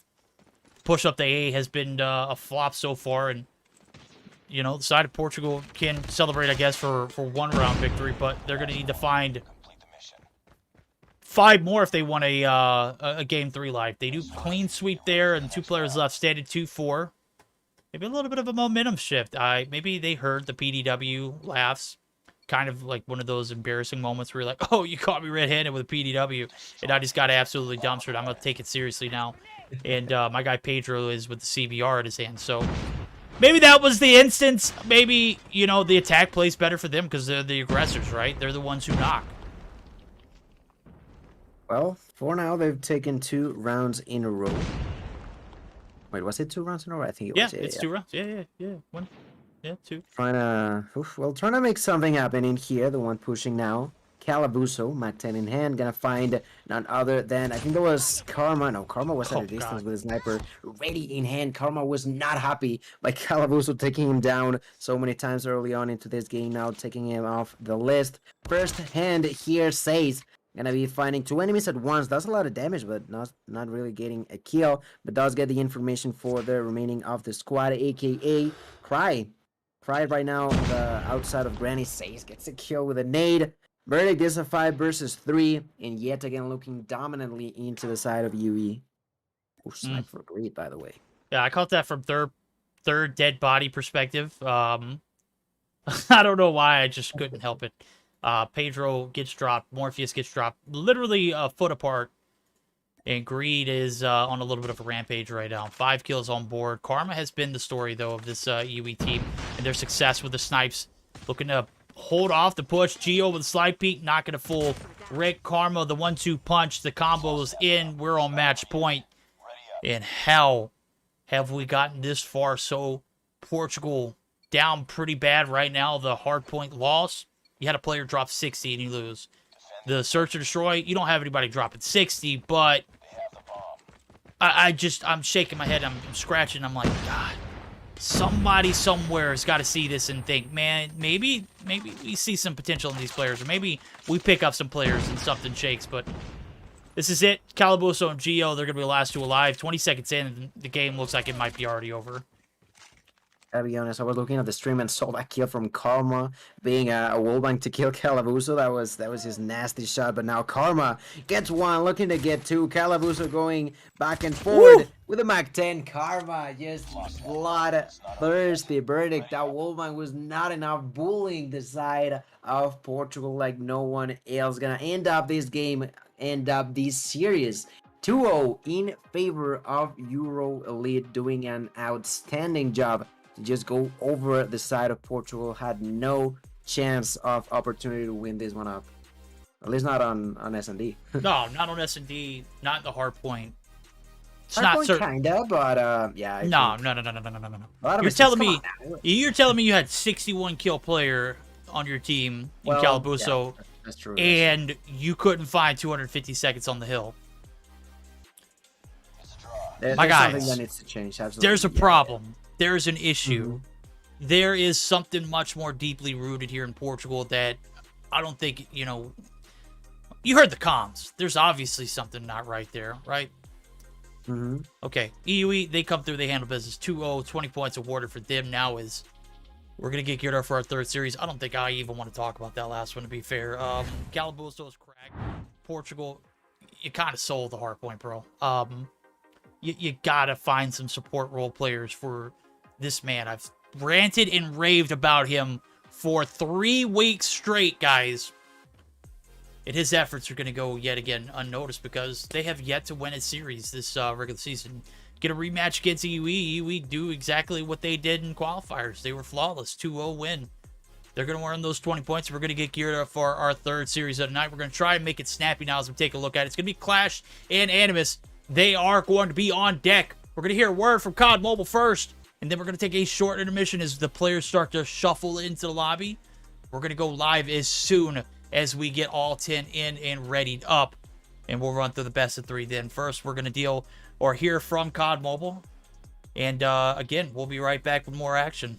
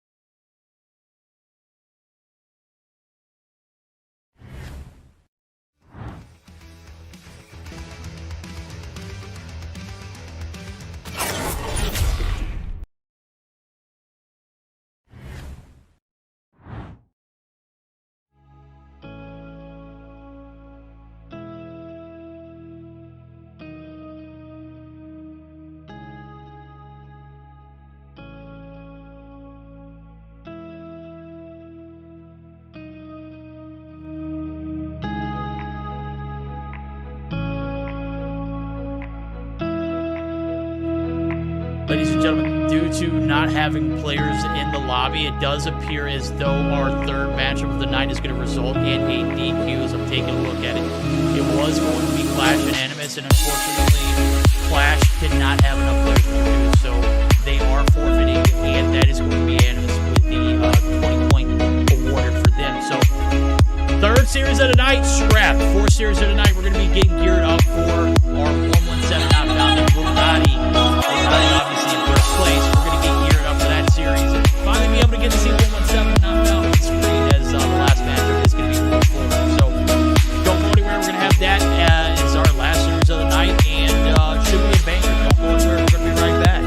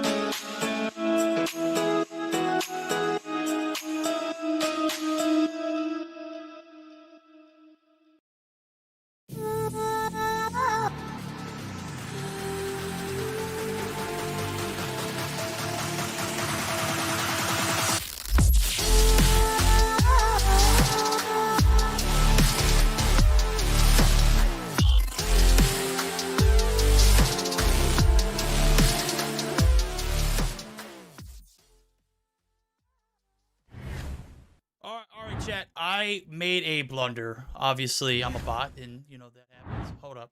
There we go. Gil's on screen as well too. But hey Gil, how you doing, bro? It does. I thought I had music removed from that screen, and obviously I was wrong. Well, we are going to be moving on to our fourth series of the night because Qlash, unfortunately, cannot produce 5 players in forfeit. So I know it was a little bit of a mix-up on my end. Music was loud, but hey, you know what? It's not a Mobile Mayhem stream without someone making a mess up. Usually it's Day. And fortunately enough for us, Day was in VC just a moment ago to let me know that I made a mess up. So now the shoe's on the other foot, and I know how it feels. And that's it. So we're going to get geared up for our fourth and final series of the night. It is going to be 117 not found. And Illuminati, don't go anywhere. We're going to have that action coming up as soon as we can get these players in the lobby, okay? Sorry, guys. I just blew you a kiss for apologies, okay?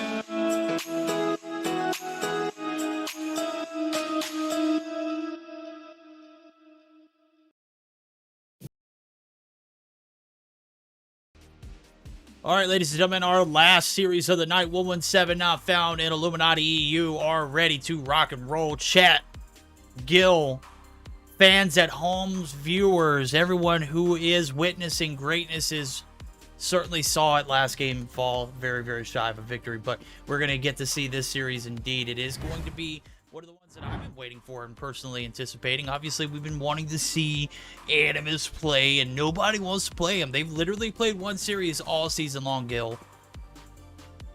I mean, what's going on?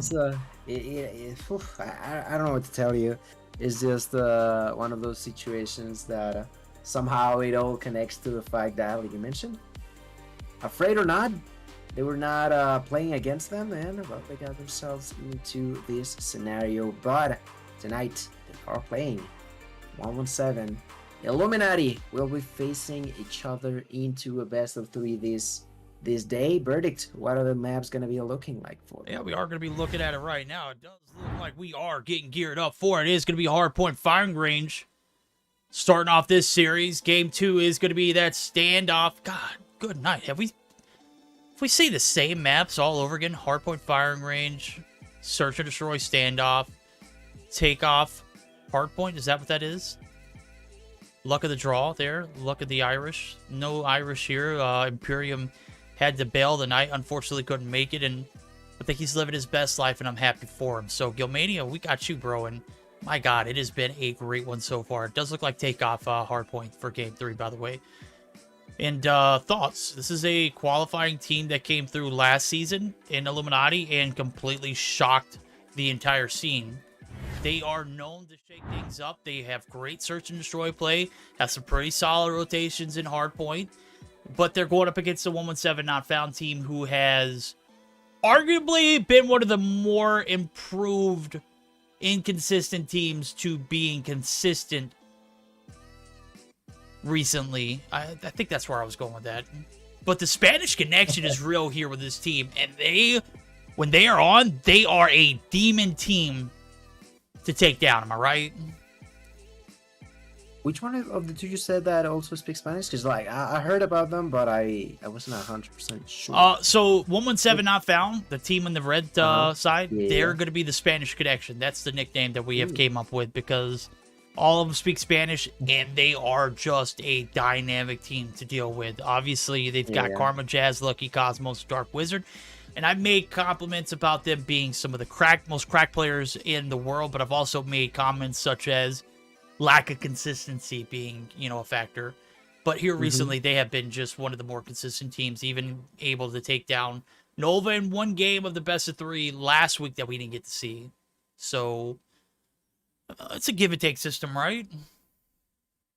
Well, whatever that might be in verdicts, we got ourselves a game, like you mentioned, yet again. We're on a hard point on firing range, this time between Illuminati and 117. Who do you got winning on this one? What do you expect for us to see in this first map? I think it's all on who who comes to the table for 117 Not Found. Obviously, Illuminati have been on a little bit of a back and forth affair, a little bit of consistency issues for themselves, but I think it's a toss-up, and if 117 Not Found bring their A-game, there is no way Illuminati's going to be able to take it. Sure enough, P1 going to be a trial and tribulation for both teams, and the push is going to shove. That is going to be the advantage for the time being in favor of 117. The fight continues inside of the hill. There was Greasy got taken down then. We got trying to hold this with the M13. I think that's one of the first time we've seen it today, and gets the kill, clears the point, and well, immediately bounces out of it. He now knows that there's someone around the corner trying to get the kill through the smoke. Not gonna find him quite yet. Finally gets the kill onto Cosmos. That's 2 kills now for him. Immediately getting into the hill, getting as many seconds as possible, getting taken down now. But now, like you mentioned, rotations. Who is going to be doing them first? It seems like it is going to be the side of 117. I'm looking at Dark Wizard with a pretty interesting scope for the SKS. Yeah, I think if you don't have one of those clean Legendary. iron sight legendary ones like you see Space running, oh my God, he's just what the freak. Dark Wizard, if he's not doing it with the SKS with that ACOG on, He's got the Tyson Fury gloves ready to rock and roll. Nonetheless, only one player left in Karma. He's going to be dropped, and the break comes too early for Illuminati, so it was looking pretty promising for a early setup for P2 rotations. Kind of just slipped right through the cracks, and even though the boxing gloves come out, they are not going to be able to take full advantage of the hill, the break, the recontest, the retake. A 1-7, they get their wits about them, get the push, they get the point now. There's 25 seconds left on the hill. Plenty of time scrap for it, but it looks like they might be getting in all of it. They might indeed continue with their defense, getting more and more points each and every second. Each and every attempt by the side of Illuminati has been denied so far, and they're looking to move that same momentum onto the next hill. Now pushing inside of the hill was Karma, got taken down by Greasy. Greasy, the one defending. Oh, we might have lost skill there. I just looked at his cam. He has disconnected. Oh, reconnected, disconnect. There we go. We got you back. Wait, who? Me? What? Yeah, you kind of dipped. Well, not dipped, but it looks like your internet might have hiccuped right there. Oh, I didn't notice. My bad. That's all right. No, I looked up and I looked at your camera. And I was like, oh yeah, his internet's a bit shaky. Nonetheless, 72-34. The break for this P3 site has found 1-7 all in primary lead and not looking back as the break is going to stick. Mojito looking to go through. Twos are being played. The Annihilator. 1-2 punches. 1-2 shot. 2 kills. Flawless, and now he is looking to get the cluster strike. He might be able to get it with time alone, but push back from the back door yet again. Streaked up Dark Wizard. Tyson Fury, a.k.a. Dark Wizard, tilt 10 kills deep and has all 3 streaks to play with. We're 100 points now into hands of 1-1-7, increasing that now thanks to the hands of Jazz.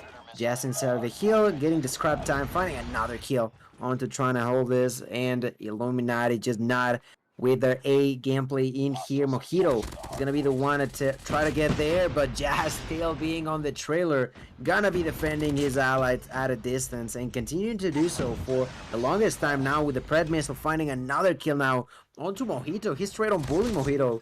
Jazz taking him out over and over again. Still with the possibility of an airstrike to be used in any even second, but that could be the 3rd point in a row verdict, where we see 1-1-7 with over 90% control inside of these areas. No, you can see the operators are coming through. The streaks are still ready to rock roll. Dark Wizard's going to get a little bit of info from his lightning. He's going to go ahead and pop it, and he's got a cluster left to work with, and Spanish Connection are rocking and rolling. I'm thinking, while they are on a bit of a roll, we go ahead and jump into the VCs of 1-1-7, see if they can find some more success now, as they're a little under 90 points from closing game 1 out. Uy, vamos a por él,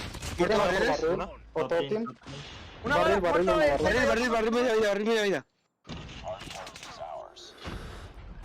Bueno, hecho, vamos, seguimos. Tiene cluster, Sí, hay un restaurante. Muerto side. Pero está top team, sí. Muerto top team. Uno lower. Buena, niño, buena fase. No puedo entrar. No más. Voy a pushar office. Joder, bro. Bro, 2 office. Tiene 2 oficinas por el coche. Top team. Nacemos abajo, ahora. Side detrás de torre, bro. Otro más side. Solo es un pavo. Estamos abajo. Está subido en el saco, bueno. Botón team. Siguiente. Botón team de vida. Botón team, sí. Una bala dentro side. Next. No me matan de mid.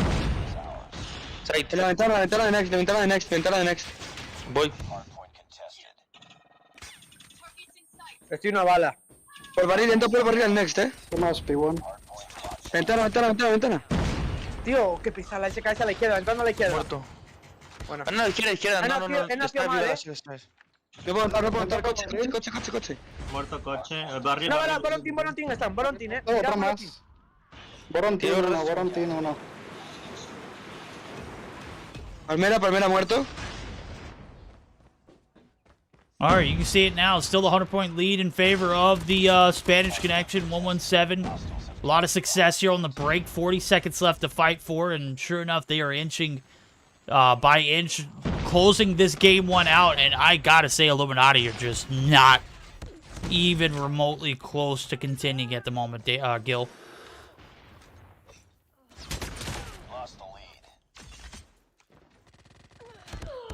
Muted. It's just L after L for me tonight, you know. If it's not connectivity, it's just my brain lagging itself. But what I can tell you is that 117 just punching enemies out of this realm is unreal. How good 117 have controlled their opponents. Now I'm looking at Dark Wizard with the Annihilator, finding one kill, now waiting for some more. Finds the double kill onto Greasy, looking for a third. He knows that they're gonna be spawning on this side. He gets the understanding from Mojito from behind, gonna find that kill. The clear is gonna be there thanks to Mojito's double kill, but Lucky finds a 3-piece with a single mag of a Mac 10. That is really impressive to do. Oh, that's impressive indeed. It's remarkable. Jazz there for the contest is going to shut down. So much needed time here in the P3 break. It is now or never here for the side of Illuminati. And with them buckling up for a comeback, there's only 39 points they can allow the 117 to find before they can close out. Can they make it happen? Well, we're going to go ahead and jump in and see how the comms sound for Illuminati. They might be down, but they're certainly not out yet.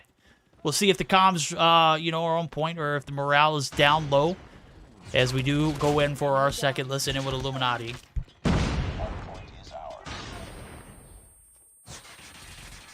One show. Get on. Wood, outside wood. Chopper show. Top left. One's fucking in the corner. Oh my god, top tower, we need to kill top tower. Chiller weak. I'm gonna crash. I'm too gonna crash mid. Clear out. Ammo. Too many streets. One chiller. Chiller still. Jungle one in the back. Ammo. One on site. Top wood. On side. Top wood. Wait, Top wood still. on site.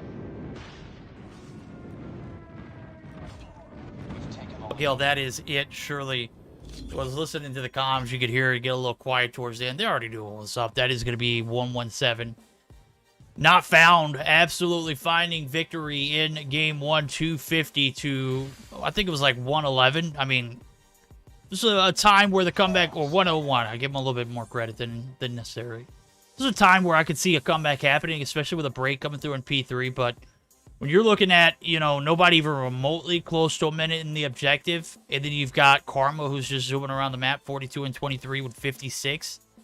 It's disgusting. Everyone's a minute plus for 117. We'll give 4 extra seconds to Karma just for that time alone with the slaying power coming through as well. But, that was, about as easy as it gets there for 117.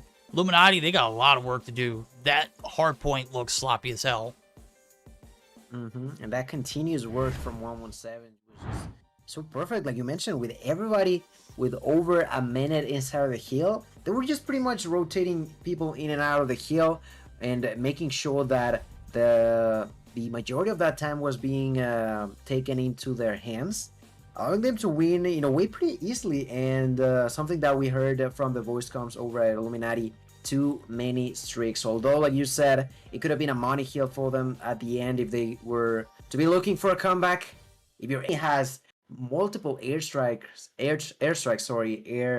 missiles, whatever that might be, the operators as well. It was just such a dominant utility usage by the hands of 117 that even if they were winning some of the gunfights, the fact that the cluster strike was there to prevent them from getting inside of the kill, nothing to do for them.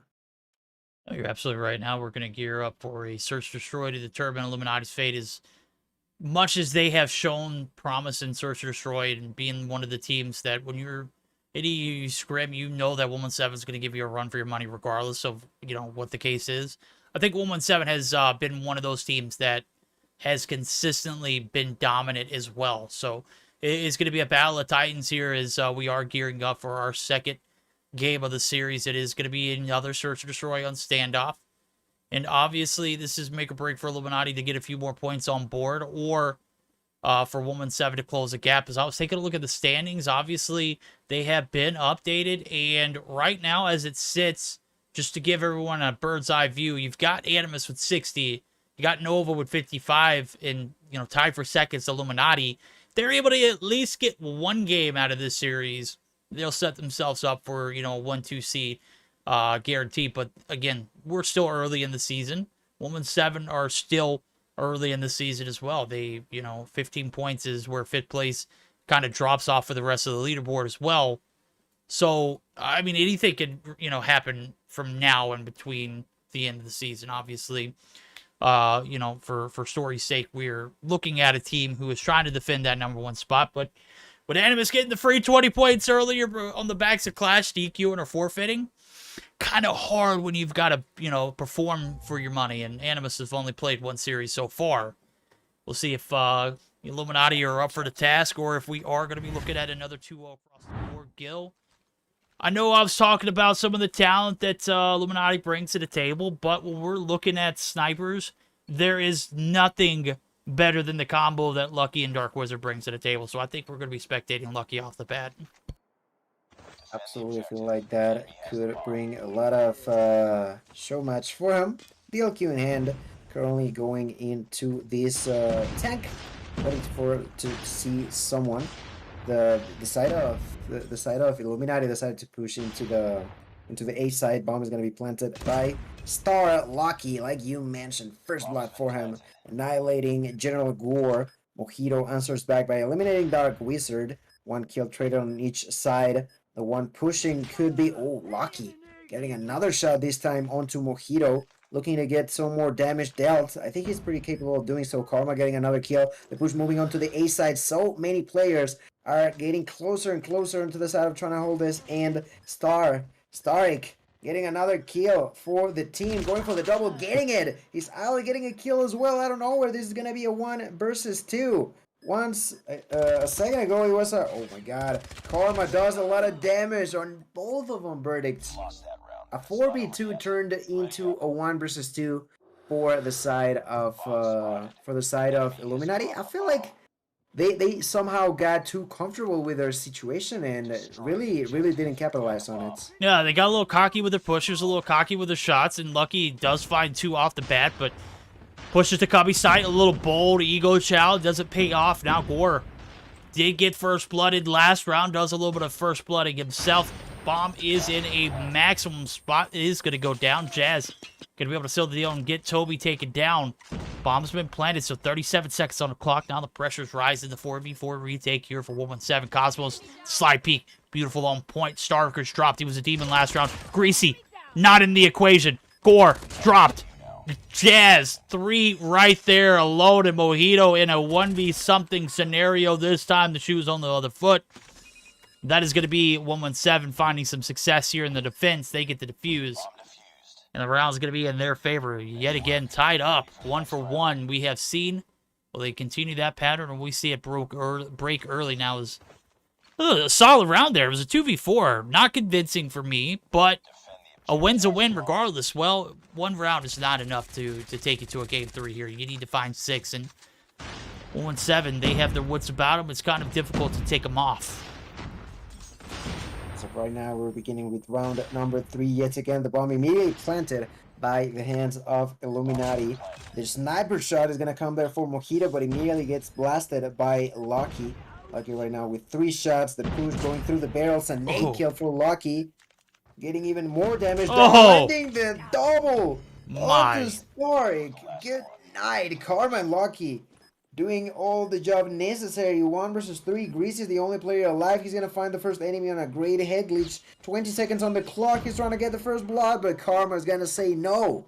While Jazz is going to defuse that bomb. They may have choked on the first round, but looking as strong as they did right from the beginning. Oh, you're absolutely right indeed. Now that was just brutal. You've got Lucky, who can not only do it with the sniper, but also has 200 IQ nade shots. Very difficult to make something happen. I'm thinking where the trophy's at. Maybe they were already used up, and Lucky gets the info that he needs to go ahead and bake the perfect nade. Toby does find first blood. Karma's going to get dropped there, and that's one of the things that you don't normally see from a player like Karma. He is big brain in search. He's one of the better of the best when it comes down to it. And certainly doesn't find himself all too often victim in scenarios of the sort. Back alley push does not prevail for him. You can see he's a little, you know, he's waist deep in almost enemy spawn there, and gets caught trying to make a purchase through the gas station, gets declined. May have to call his retailer for more. Credit cards not going to be approved for the shots now. Is we've got one player down, but nothing maximized as far as the bomb placement. You can see Greasy trying to cover all angles. Bottom Granny, the info is going to be pushing to B. I don't know if this is a play, but I guess if you're shut down 2 rounds in a row, obviously it might. And now you can see the double back. 52 seconds left on the clock. Is the bomb's going to go down, perfectly placed 4 boxes, and that player in Star Ricker is going to be able to hold off the push in the back alley. One player in Gasp in particular, Jazz, gets advantaged right there. Lucky able to find one in the trade, but the bomb's down. 35 seconds on the clock, the 3v4. Make it a 3v3 as Cosmos was able to take down Toby in that back alley push. Is going to be successful. Oh! Lucky getting that kill, but Cohen was getting blasted by the hands of Starik. 20 seconds on the clock, the timer beginning to put a little bit of a sweat mark on the side of 117 teams. In there, Starik was receiving a lot of damage, turns around, wants the double, got the gloves in hands, lands the shot onto his enemy. How did that even happen? I feel like that sniper, I don't know what he had as a secondary, but my man, at that distance, you might as well take it out or something. If you get a sniper at less than a meter away from you with gloves in hands, might as well change your sniper away, don't you think? I mean, yeah. I mean, obviously you get the hit marker. Follow it up with something. I don't care if it's boxing gloves or a concussion, or if it's a trophy system. Hitman's or something. Imagine hitting somebody with a trophy and killing them. Obviously, I don't know if that. I don't know if it works like that. But dude was one shot. Look at him in the right direction, and he's dead. Lucky, he looks in one direction. Top market. Mojito's dropped. Take a shot for me, Mojito. You're gonna, need it for this next round. This is the last round for the defense here for 117. We all know that they strike a little better on the attack too. So this is a round that is desperately needed for Illuminati, as they have found themselves in a tied scenario yet again, able to muster up some shots, and the 2v2 pays off their way. Mojito's dropped, though, and not an ounce of push from the bomb carrier towards the A site now, as he's going to double back. Lucky covering the odds and ends here with a little bit of support on A. Now it's trying to hold this, a.k.a. Toby, trying to hold some shots for himself to push through the back alley. Oh, Lucky, rare moments where he doesn't hit. Interesting. I'm missing that shot. Truly not helping the squad, but at the same time, less than 40 seconds on the clock for the Illuminati squad to try to plant the bomb. The snipe comes through. Dark Wizard gets the kill. A 4v3 is going to unfold. The one pushing now is Jazz. Jazz looking to get a kill onto the tractor. Does a lot of damage, but although he's not getting the kill, the bomb is still on the ground, finally going to be taken down by the hands of Starik. Starik immediately plants the bomb, and that's something that Jazz knows about. Tries to push, gets taken down. Greasy gets another kill. Dark Helmet. Dark Wizard going to be left alone in a 1v3 with a sniper in hand. Can he redeem himself on this one off so far with a breadstick in his hands? And I find the first enemy, goes for the jump shot onto Broken. Not landing anyone quite yet. I don't know. I feel like there's been plenty of mistakes done by the 117 roster at one point or another, and they are truly suffering on the first 5 rounds before we swipe sides. There you go. The slide pick is there for Starik. Gets the kill. Gets the advantage back into the hands of Illuminati, who may I add are playing out a lot better than what we saw on Hardpoint, if I'm being honest. Yeah, Illuminati, definitely one of those teams that are always going to give you a run for your money no matter what the scenario is in Search and Destroy. Right now, they're giving 117 one of the more renowned Search and Destroy. Oh, God, Gore. Able to hit the shot one time, able to find Dark Wizard, and Dark Wizard is just getting griefed this game. 1 kill on board. But no, this Illuminati team plays so much better in Search and will give a run for their money for even the best of the best. Right here, it's a 3v3. The bomb looking like it might get planted, but Karma maybe looking for a little bit of a backside push. Maybe has a little bit bigger brains than we anticipate the backside head glitch is where he's opting to plant, and now Gore does find one, and the 1-for-1's in. It's 3 for 2, or 3 for 3. Lucky looking like he might be dropping and falling victim. Trying to hold this. Toby said, hey, hold this, homie. Lucky catches you off guard. And we are all tied up again. I said the attack is where we'll see 117 strike the hardest, because they're the aggressors. They're the ones who like to change the pace. They like to dictate the pace. They like to make sure they hold the cards in their hands. And even when things look a little gloom for 117, Illuminati just not able to bounce back on the defense. This time around, General Gore not gonna be able to have his impact yet again. Gets taken down by none other than Lucky. Lucky, let me tell you about it, Verdict.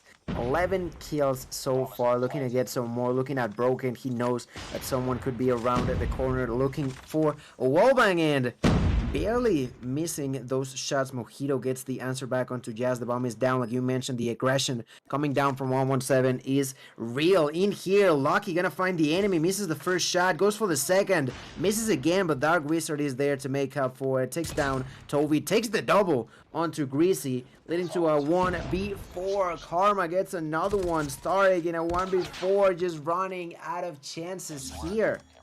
2 in a row now in favor of 117. Looking better now. You said it yourself, the aggression is what suits them best, and they are proving themselves now. Yeah, they are proving themselves indeed. This is just another day at the office here for Lucky. 11 kills on board. He's no stranger to double digits in search. My guy is a one-man army. Dark Wizard finally stepping up the slack, able to get the revenge there on Gore. Drops 2 rounds in a row, first blooded. And here comes the push towards the A site. His statue tank is compromised already. 3 players left for the side of Illuminati. They're all right on the A site, stacking it effectively. Looking to play their 3s. I heard of playing 2s, but the 3s are certainly one that you're going to have to do. Just can't line them up. Can't stack them, right? Because one single shot could find their way through. Nonetheless, calculated approach here. The B side push is where we're going to see it right in front of Delhi, right in front of the spawn site of Illuminati, and there's not much they can do about it. Mojito, as a matter of fact, it's going to be about half health. 1 shot, double shot, 2 shot. Greasy does find one. And here comes the push for the bomb. Jazz. Big shots coming through. Mojito's nerfed, and it is all on Star Ricker. 1v4. 1 down. 2. Nope. Karma shuts him down. That was almost a big turn on right there, but it is the match point in favor of 117. Illuminati, you found 3. You could find 3 more, but the defense, got to change it up. You got to do something differently. 117 have been flawless on the attack. And we cannot allow Verdict to be right with his analysis. It's just never the case, right? I've always been the one for caster cursing. Gotta be one first scenario for everything Birdie in. Let me tell you, first blood immediately going in favor of 117. Now going a second kill, but this time for Illuminati's Greasy player. Toby gets blasted by Karma. That's 4v3. The bomb in hands of Cosmos. Cosmos running around into the statue with the kilo, looking to plant the bomb alongside with his buddy Karma. On the other side, oh, Lucky gets sniped by Mojito. Jazz answers back by eliminating Starik. 3 versus 2. Cosmos still wanting to push inside. Now with the help of Karma, CVR in hand, want to get that kill. The smoke is there, getting down the enemy. Greasy answers back, but this still gonna be a 1v2 situation. Karma gonna spot the enemy. He knows where he's at. Takes the shot out. It's shooting through the wall. Wants the last bullet. Greasy barely surviving this verdict. Last hope, last chance into the greasy hands of Greasy. 4 kills in for him. 30 seconds on the clock. Receiving a lot of shots. Gonna be pushed over any second now by Karma. Karma just patiently waiting on this rooftop. Eventually finds the enemy, but not having the reflects to actually answer back, but Cosmos is there to close this one up. The Greasy tried his best, but his best will not be enough. That is a round, that is a game, and a victory for the 117 Not Found squad. Yep, 6-3 win. We're talking about Illuminati being one of the better Search and Destroy teams. Well, guess what? They have met their maker here in 117. And my guys over at the Spanish Connection, they don't care. They have no worries. They have no, you know, any kind of sympathy. They want to close this one out. They want to get those 20 points. Why? Because they have found themselves at the bottom of the barrel in the 5th place spot. Now, those 20 points certainly going to be helping them as we take a look at the post-act report. Certainly a lot of mayhem today, Gil. 12 kills on board, 11 for Karma. Lucky, man, he was just a king with the DLQ in hand. My guy does it better than most in any map for Search in particular. 10 kills on board for Star Ricker, obviously not enough. Takes it at game 3, but hell of a series, hell of a day. We started off with a banger, we end with a banger. Unfortunate that none of these series went to a game 3, but that's going to be it for the day. Gil.